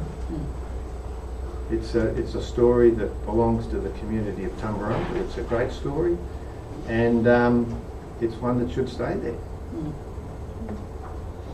My thoughts. So, just a few other changes there with that committee was to have 2 members of local service clubs, but not the Chamber of Commerce. We've got, instead of 1, we've got 2 members of the Tumbarumba community, and we really want an uneven number in case it goes to a vote. 2 members of the Tumbarumba community from local service clubs, and take out nominated by Chamber of Commerce. And then the next point is a principal from one of the local schools. Who would be the major user in the commercial context of Roth's Corner Medical Centre? You know, which industry or organisation, such as perhaps You're thinking Hire. Hire. Does Manus use those services to any? I think it's just the general community, isn't it? They have a visiting doctor. Yeah. Anyway, and whoever uses it most should be represented on that committee. Just a clarification. The reason why we've excluded the Chamber of Commerce is that they've shown an interest. Right. So. Yeah. So they can't. They can't be interest. Conflict of interest. Conflict.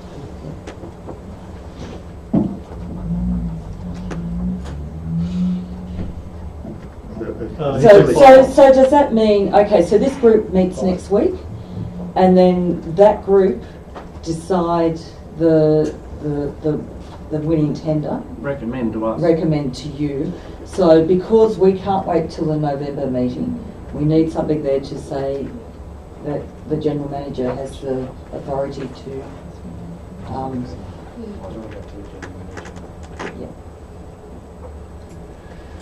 That's a 6. Do you suggest, Mr. Mayor, that you take out who were unsuccessful out of point 5?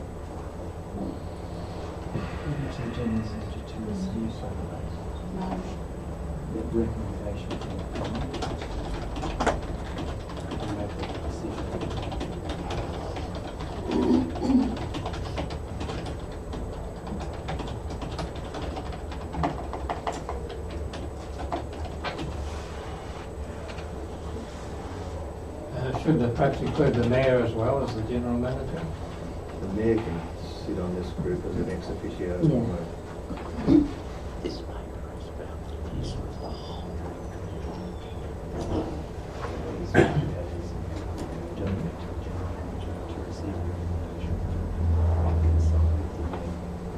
You'd like, Councillor Smith, is that, sorry, just a correction, do you want point 6 to include the mayor, or is that what you were talking about, or do you want? Yeah.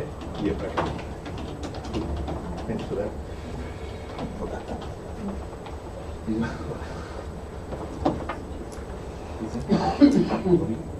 Mr. Mayor, I need to have a question here.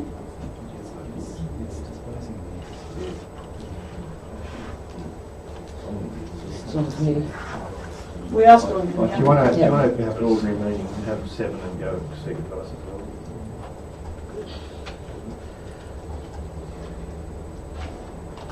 I don't think we should delegate our authority. Can I make a suggestion? Look, you're starting to get into some legal terms around the sale of the land. We've had issues historically regarding procurement practices. Can I suggest that if the panel make a decision, council can call an extraordinary meeting and make the decision of what the panel recommends. I think that would be a cleaner method to progress this matter. Yep. So, if I could just get clarification, please. We've heard that the Allied Services have got leased with us for parts of that building. So we're not looking at the whole building, we're only looking at leasing the doctor's area. So the sale of the property is quite a different story, and that's a different conversation. So, you hear what I'm saying? I mean, if we've already got leases on property parts, and we're just signing them now, then the doctor's residence, the doctor's area is what we're leasing. And I can't see when you can move into that area of sale because, or whatever. No, but if you come back to the point that we're saying that we're looking at those purchases and maybe talk to them about other nodes, not selling. I think you can rent a property that's already let. Oh yeah, very much so.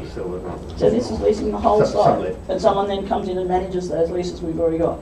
That's how it has been historically. That's operational. We haven't signed those leases either because of this process was unfolding. We felt it prudent to not sign those leases until we knew what council wished to do. And it's really good information for the panel to know and be aware of because it changes things. Sure does. It does.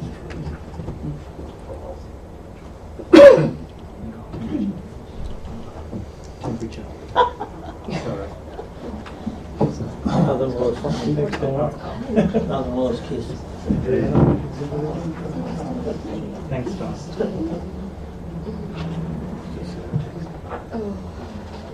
Okay. Are we right? And you're moving out of committee? I'm happy to move out of committee. And we have a second. Councillor Smith. In favour? Approve of you're not in favour of moving out of committee? Oh. Unanimous. Just the approval of the original mover, which was Ham and Wright. Councillor Ham and Wright, are you happy with those changes? Yep. Any further discussion? Councillor Ham, would you like those to go? No, who was the mover? Yeah. Ham. just in saying that we all 9 councillors are very aware we need a doctor, and we may have been awkward in the way we're doing it, but we are all unified in trying to get a doctor in the best way possible. Put the motion on I'll just have to speak against first if I may. Speaking against? Thank you. I'm not going to vote this because I don't. I'll let you go. Sorry? I'll let you go. Yes, carry on. True? Okay. I'll just say that I'm against the sale of the building at this point in time, so I will be voting against this particular. I'd like to have the sale of the building removed from them. Okay. Thank you.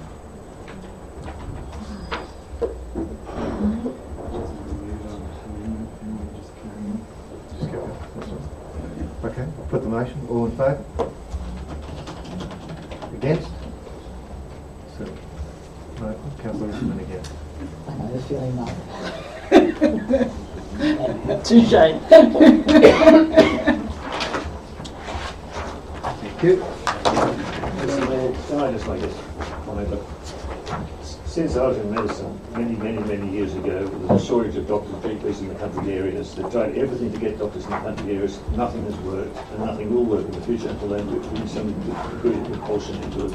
It's an essential service, the same as the ambulance service or the police or the school teachers.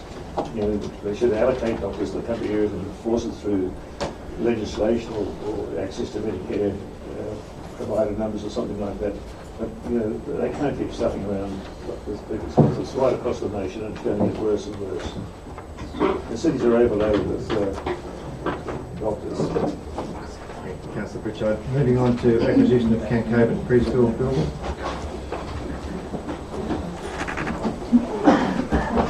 This is so exciting. Why would you leave?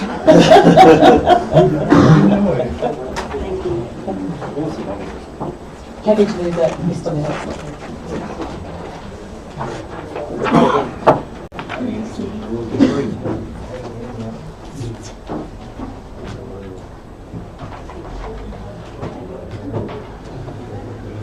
All your friends with them. Popular, is it? Mr. Hamilton, before you go, I think you're in breach for recording that according to the local government. So I ask you not to distribute it until the result. I think you're right. Is that right? I think you're wrong. I think he's 100% right.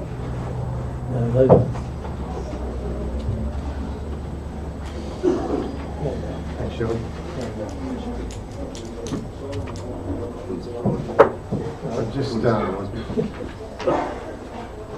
Just, you want to read it?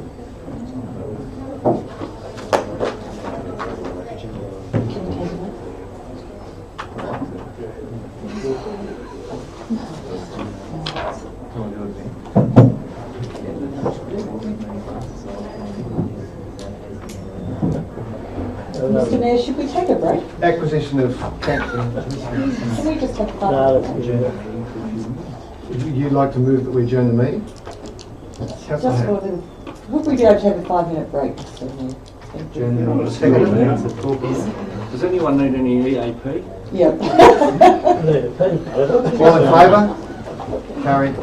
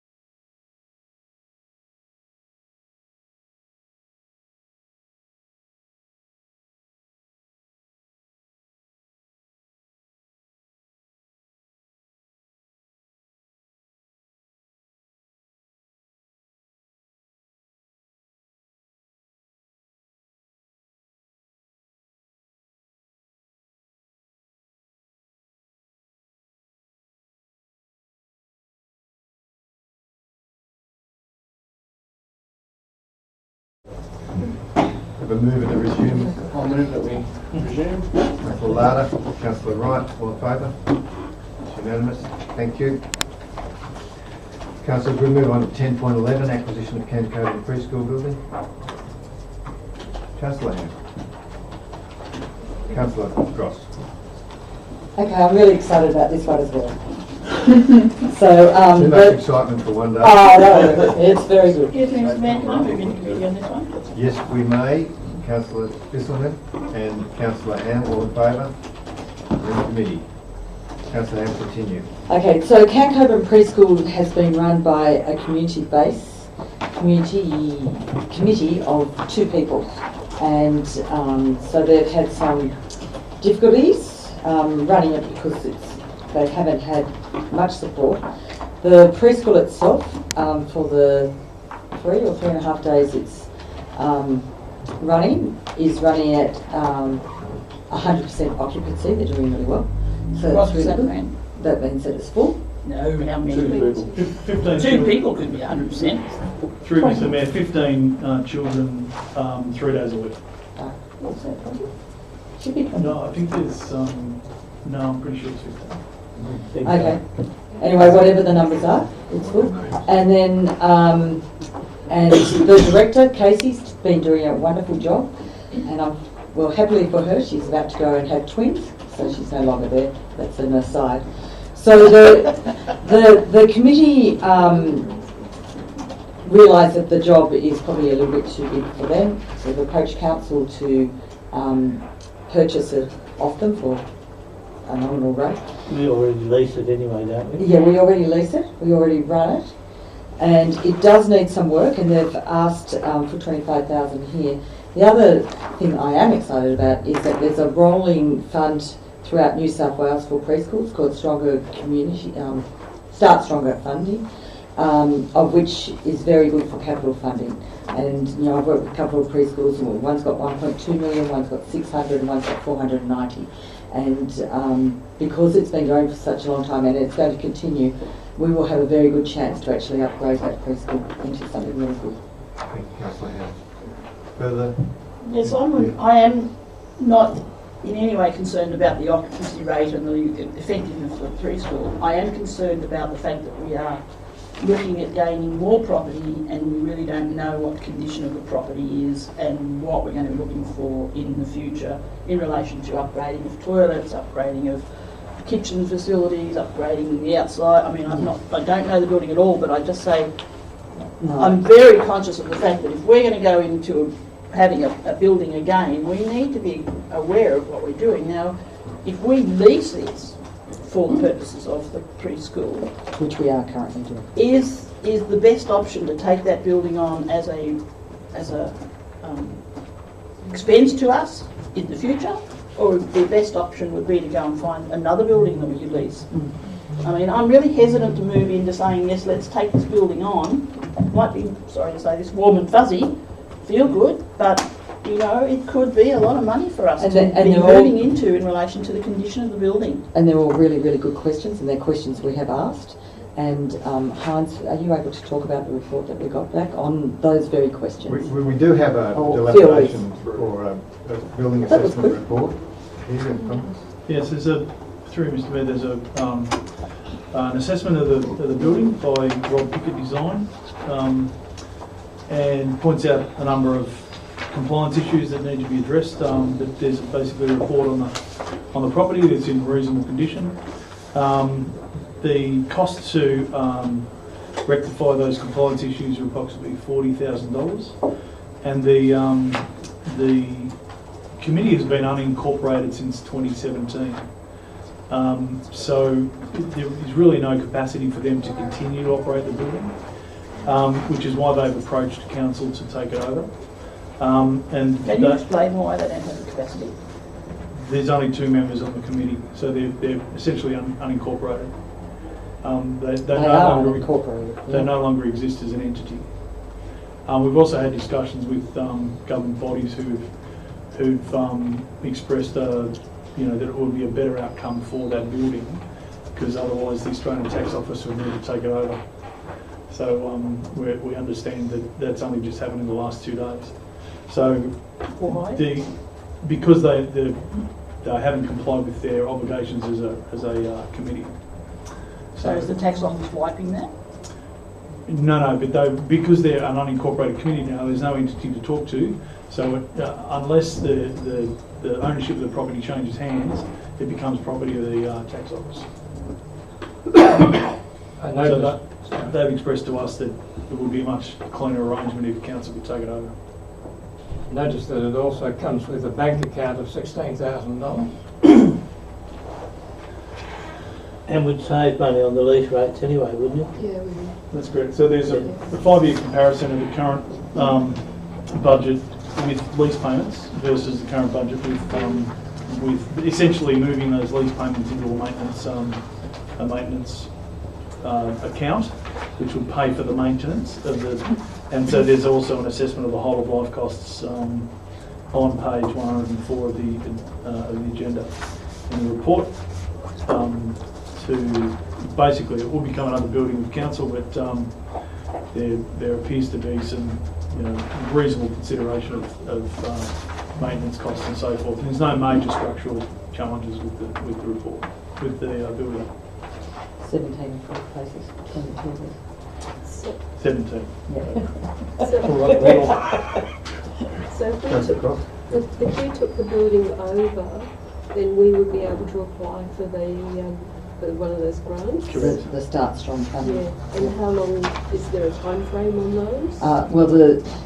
Today is the day to put in the application, so it'll be about another 8 months until it'll come up again. Yeah, but we would. We'd have a pretty good chance, wouldn't we? Oh, very good. Because very good. Small chance. community. Yeah. Seeing the building was gifted to the Cancoban community by Snowy Hydro, and now they're expanding to Snowy Hydro 2.0, they should have some obligation to continue on with some funding. Not having good luck with that. Well, at this stage. They found that reasonable to do in the old days, well, why not again in the reincarnation? They sold it to the council. They sold it to the council. They gifted it to the community. I think we can make money out of it, so we should keep at it. Well, I'm just looking at that list at the beginning on the actual property assessment, and there's some big ticket items there that need to be addressed for compliance. Big ticket items. Do they have to be done immediately? They're going to be compliant, I guess, to buy the building. 40 grand, Rob Pickett said, didn't he? He's a pretty well credentialed person to make those sort of assessments. So the preschool has recently had a spot visit for compliance, and it has been ticked off as compliant. So that gives a breathing space to get that grant. And if that came up, you'd get it. It would be itemised, and there would be apply for this funding. Yeah. Okay. So it's going to be self-funding. Yeah. And we recoup the 25,000 that we invested from the fees. Yes. Because we've leased it, so we've actually already got that money. Oh, okay. Yeah. And we'll get the 16 grand out of their bank account as well. Yeah. And what happens to the new teacher coming in? Are we going to be responsible for hiring the teacher? We already are. We already are. Have been for the last, must be 4 or 5 years now. Yeah. As opposed to what happened before? They didn't have It one. was, they had a huge space. Previously, yes, stated in the report through Mr. Mayor, it came out of the Tumut Shire Council in January 2015. Previous to that, the Cancoban Preschool was operated under the Cancoban District Children's Resource Centre and coordinated by a volunteer incorporated committee. That's on page 102. Since Tumut Shire took it over in January 2015, the teachers there and the carers have been employees of the council. Right, someone move that we go and committee. Councillor Wright, Councillor Ham, all in favour? Thank you. Put the recommendations there. Before we discuss anything further. And the only other recommendation could be number 6 is to apply for Start Stronger funding as soon as possible. Relevant funding? Relevant funding.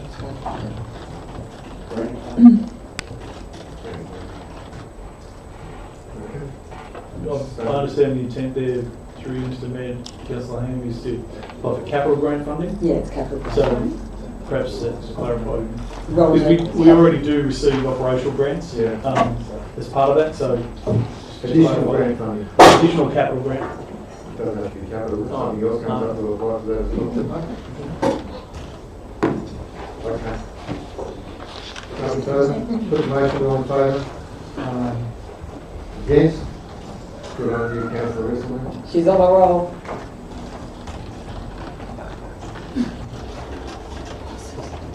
All in favour? Against? Councillor Risselman.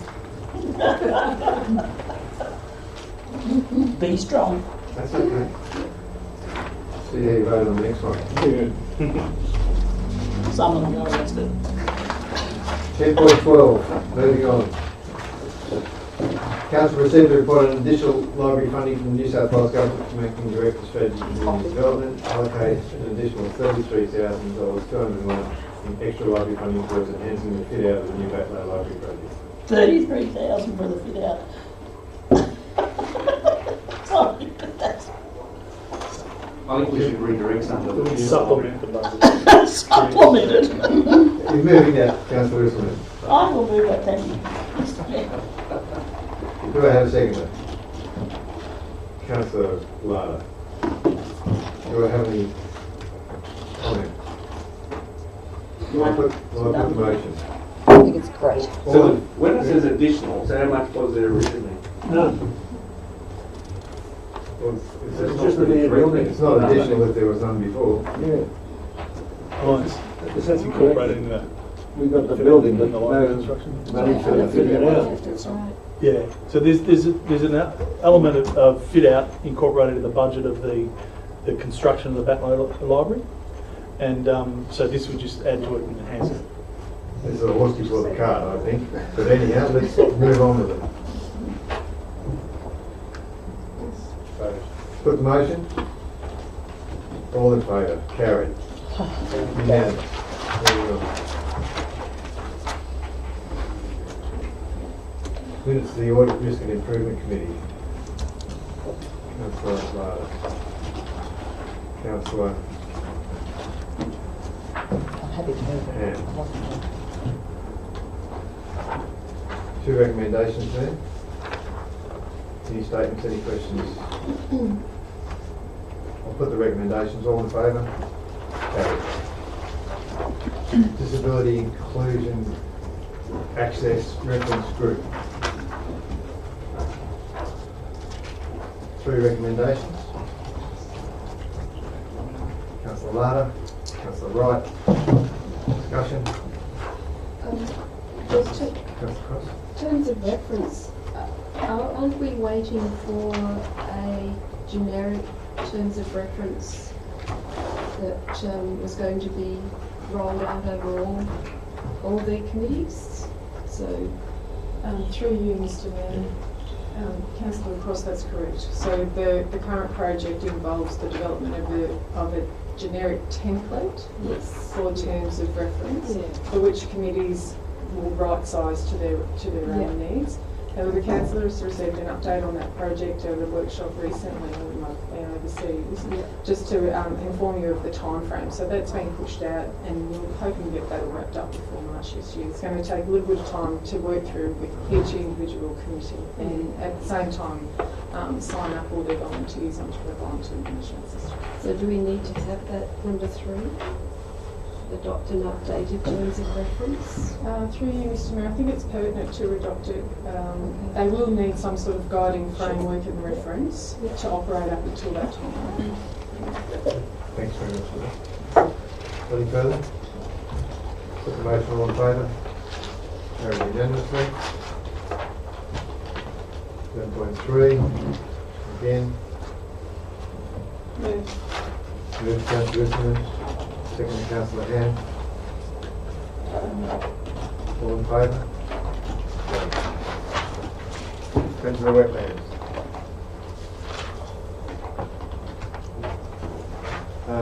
Just take, the grass is very long down there. Is there any issue with mowing at the wetlands? Not that I'm aware of. It's just growing a lot. I'll make sure it's on the list. Yeah. I thought maybe one of the volunteers was not doing well or something like that, but unfortunately that was getting a bit long. But certainly if you haven't been down there, go down, it's a great place.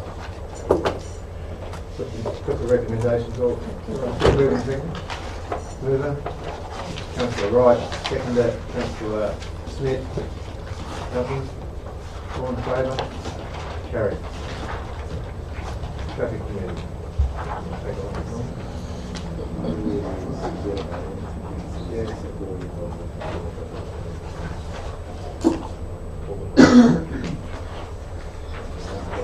Happy to move them all, but can we just get some clarification from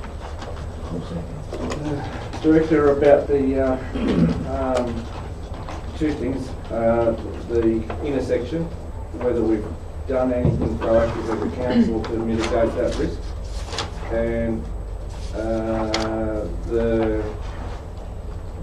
whether there was any uptake on the exhaust brake zone area as you come into Tumut from the Gilmore side.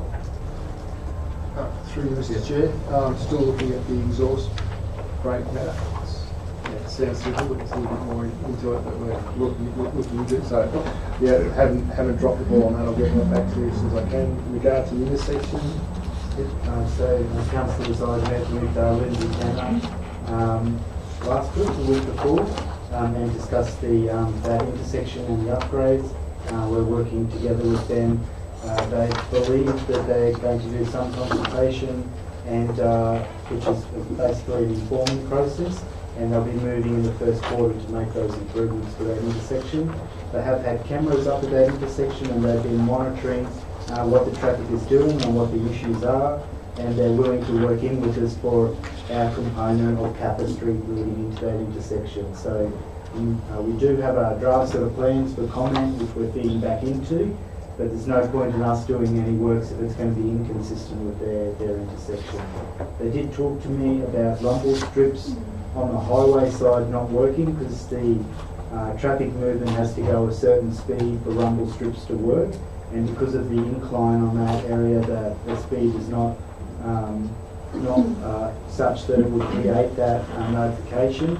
They are going to put signs along Go Cup Road giving warning of the intersection coming up, and they're going to put signage from the caravan park side of Snowy Mountains Highway to give warning of the intersection coming up. And I think the rough plans is essentially around painting traffic islands, etc. And I did ask them to consider turning lanes on Go Cup Road into that intersection. So when you get a number of trucks there, that they could that basically other traffic can move around and it's not held up by that truck stopping. Mr. Mayor, sorry, go on. Just one point at the moment. I noticed the other day when you're driving along the caravan, beside the caravan park towards Adelong, when you come to that intersection, there's a sign which has tells you not to turn left at the intersection. If you get to the intersection, there's a sign to the hospital and shopping centre. So they're incompatible. Not to turn left. Take that on notice. I've been communicating with Inspector Radford about what we've been doing to keep him in the loop and give him an update. I've received an email from him today that he would like to have a meeting with Council, RMS, Ambulance, RFS, SES, National Parks, Brewery, Joe McGurr, Community and the Traffic Officer to get it right. So I'll put that out there that this is what he thinks might Through the chair, isn't that almost a traffic advisory committee? Yes. Yeah. So I think that's his mechanism to do that. Excellent. And we would welcome him coordinating that. Okay. So on Kappa Street, which is our responsibility, it's fairly broad as you come past the brewery, and there's a stop sign. So and at the present moment there's no lane marking there. As you come down through that broadening out, there could be a left turn only arrow, so you stop over the side of the actual intersection instead of in the middle and turning left. And I think that could have a big advantage on the safety of that particular intersection. Maybe hard looking over your shoulder to see what's coming. No, it's not. Through the chair, we'll take that on notice. And that'll be part of getting that whole intersection to work. So Capper Street is under our control, but it's within that zone of the RMS control of that intersection. So we'll work that through. Okay, we're all clear on all those? Just one other question. I see the special events there, but I don't see the Tumbarumba Christmas Family Fund like mentioned in there. I think these are new ones, Chris, from what I can gather. So these are annual ones? Oh, right. The Tumberfest isn't there. The Tumberfest is not till February, but this is Christmas, no, I think the 12th of, or 13th of December. So through the chair, we'll look into that matter, but we might not have received an application from them.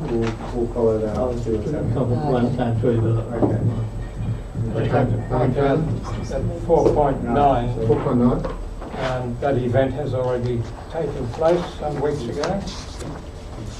And, yeah, this is just covering off. Any further? All in favour? Carried. Unanimous.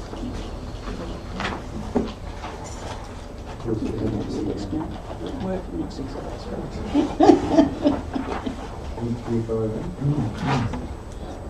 Goodness, the Aerodrome Committee. Councillor Lana, Councillor Benjamin. Just an operational matter really, but any of the improvements that have been spoken about there, if they could be possibly incorporated into the potential future upgrade of the airport locker security. Yep. Put the motion, all in favour? Carried. Railway precinct. Moving that, Councillor Pritchard. Yeah, look, Second, we'll get to that one. Yeah. Councillor Cross, Councillor Pritchard. Nothing. Motion, all in favour? Oh, sorry, Councillor. 3.1. Yeah. Are we asking the council to develop this business case, or is this committee going to develop this business case? Are they happy? And the second point, 3.2 as well. Through you, Mr. Chair, I can help out with that. The committee actually asked us to go looking for funding for them. Right. We've suggested that we can probably help them out with the business case as the first step. Oh, okay. And then, yeah, we can assist with the business case. And what about becoming, cease from being an advisory committee and become a working group of council with an annual meeting? Is that like a 3.5? No. So it's actually, rather than having, they're struggling to get people together to attend the meetings, so this just enables us to just drop back to a meeting or two a year. And is there any bank accounts or anything like that that you have to worry Not that I'm about? aware of. I will check that to make sure. Okay, thank you. All in favour? Carried. Salias. Councillor Lana.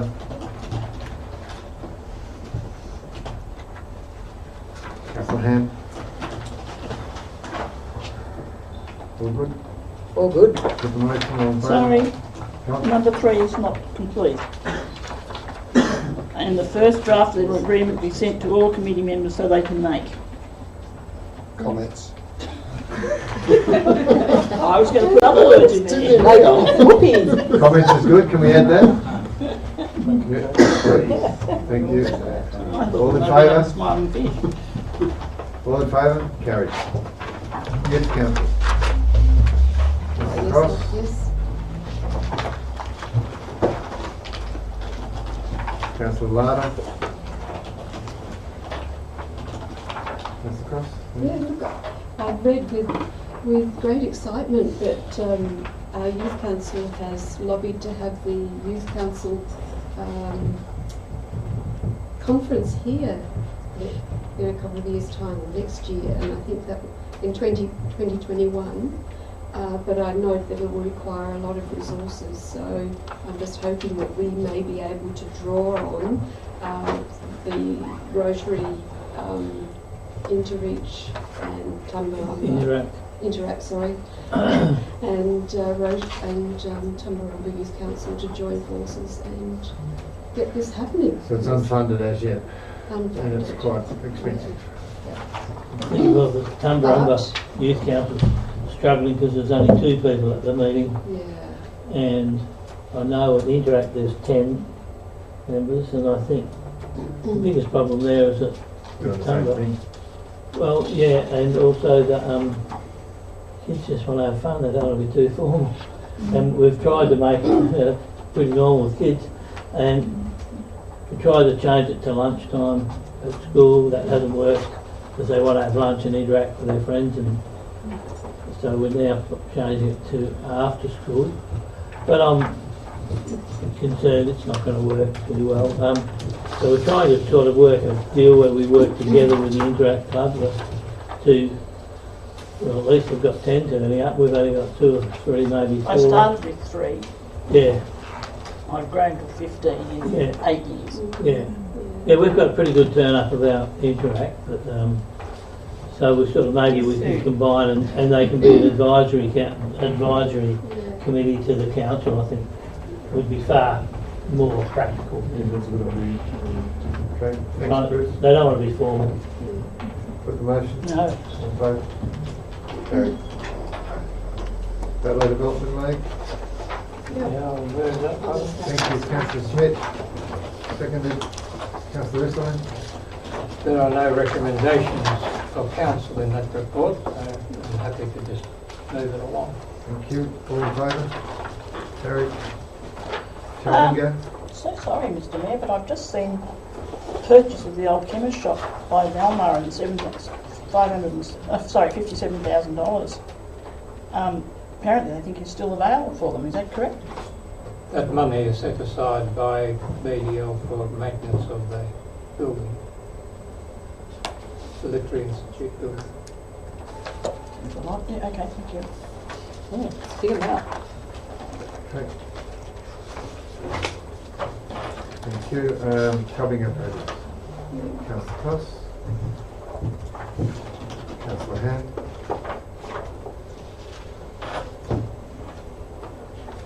Put the motion, all in favour? There's a bit of an error that needs to be corrected, something about... Got to be quick. Yes, Councillor Cross.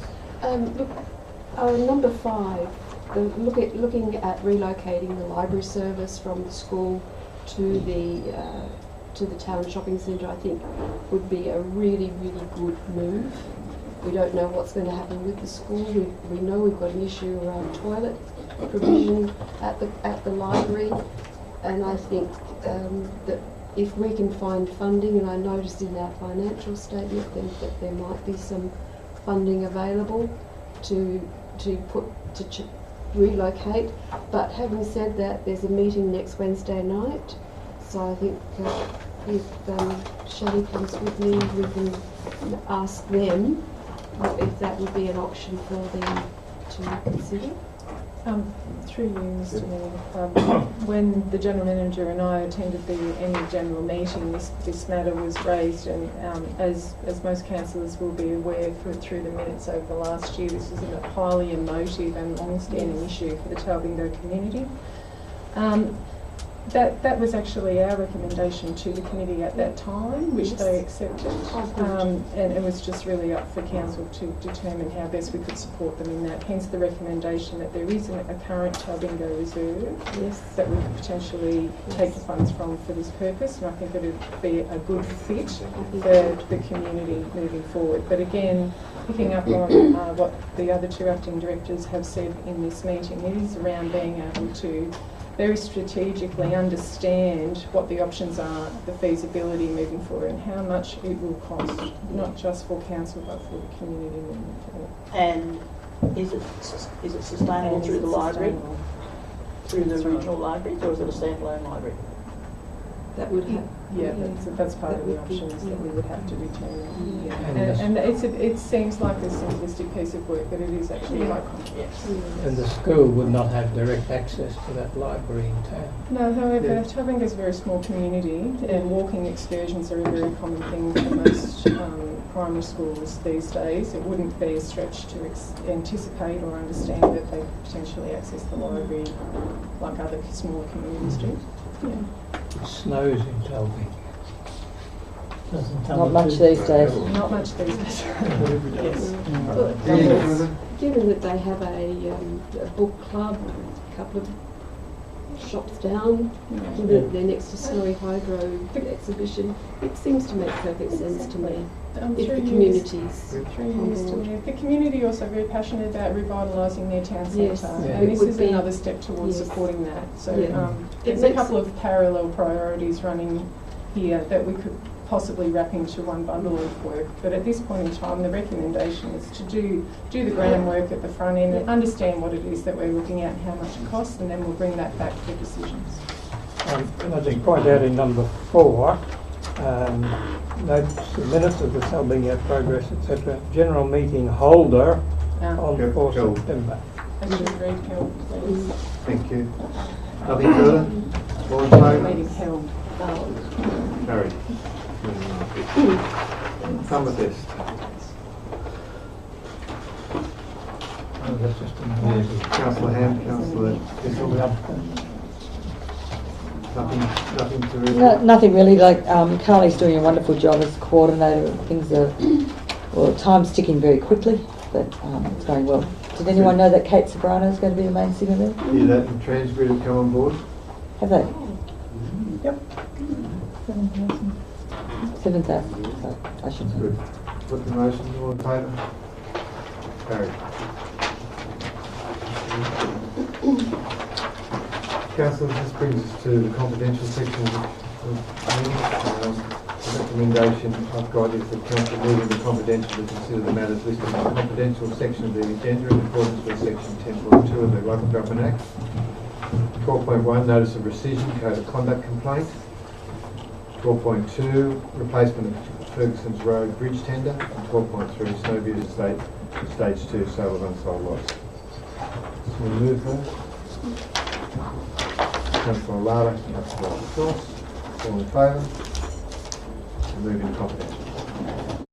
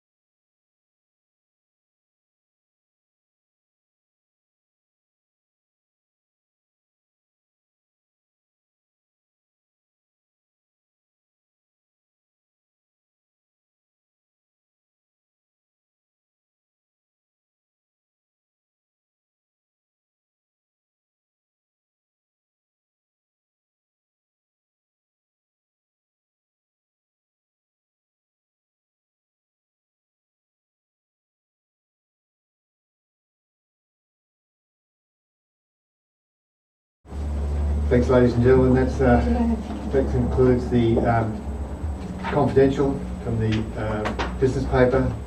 Ask the General Manager to report on what we've considered. Thank you, Mr Mayor. In relation to item 12.1, the notice of rescission, the code of conduct complaint, I advise the council decided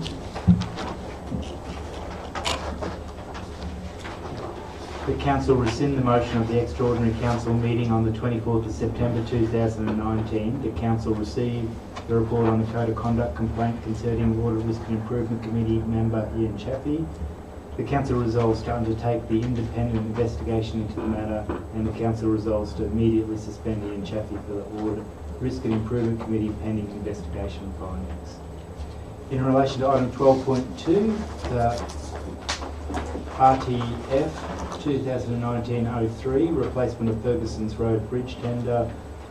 Council resolved that council received this report on the outcomes of the tender process for the replacement of Ferguson Bridge, RTF 2019/03. The council resolved in accordance with section 55 of the New South Wales Local Government Act 1993 to accept a tender submitted by Murray Valley Piling Proprietary Limited for the replacement of Ferguson's Road Bridge based on the schedule of quantities and prices submitted of $264,550 GST inclusive. The council advised the unsuccessful tenderers in writing, and the council authorised the General Manager to enter into a contract with Murray Valley Piling Proprietary Limited for the replacement of the Ferguson Road Bridge. In relation to item 12.3, Snowviews Estate Stage 2, sale of unsold lots. Council resolved the council received the report on the sale of unsold lots on Stage 2 of the Snowview Estate from the Acting Director of Strategy, Community and Development. The council delegated the authority to the General Manager to respond to the recent purchase offer for both lots 31 and 32, with discretion to proceed with the sale if it represents fair value to council. The council delegate authority to the General Manager to consider or negotiate offers with fair value in consultation with the Mayor and Deputy Mayor of the revised sale prices for the unsold lots in Stage 2. Thank you, Mr General Manager. Thank you, councillors. Councillors, we also have some late confidential reports. Would someone move that they are for procurement of cabins for Tumbarumba Caravan Park, design and construction of the Patway Library and sprayed bitumen surfacing. Someone move that we go and consider those. Councillor Ham, Councillor Wright, all in favour? We'll move into confidential. Thank you.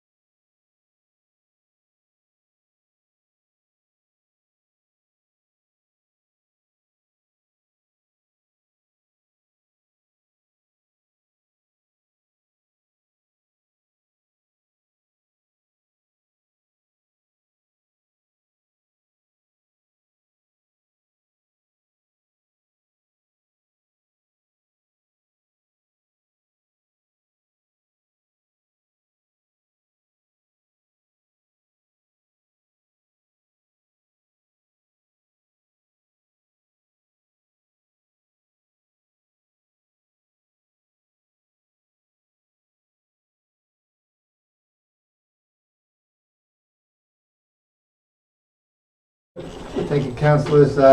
Just finished the late confidential reports. I'll hand over to the General Manager. Yes, Mr Mayor, in relation to the three late confidential items, item 12.4, the procurement of 4 two-bedroom cabins for the Tumbarumba Caravan Park. Council resolved that Council receive the report on the proposed procurement strategy for the 2-bedroom cabins for the Tumbarumba Caravan Park. The Council endorsed the procurement of the 4 two-bedroom cabins for the Tumbarumba Caravan Park as a variation to the contract with Uniplan Group for the additional works rather than implement a new tender process for the procurement of the cabins. And the Council authorised the General Manager to negotiate a variation with Uniplan Group for the supply and installation of 4 two-bedroom cabins to a maximum value of $350,000 excluding GST. In relation to item 12.5, the RFT 201911, design and construction of the Batlow Library, Council resolved the Council received the report for the request for tender RFT 201911 for the design and construction of the Batlow Library project.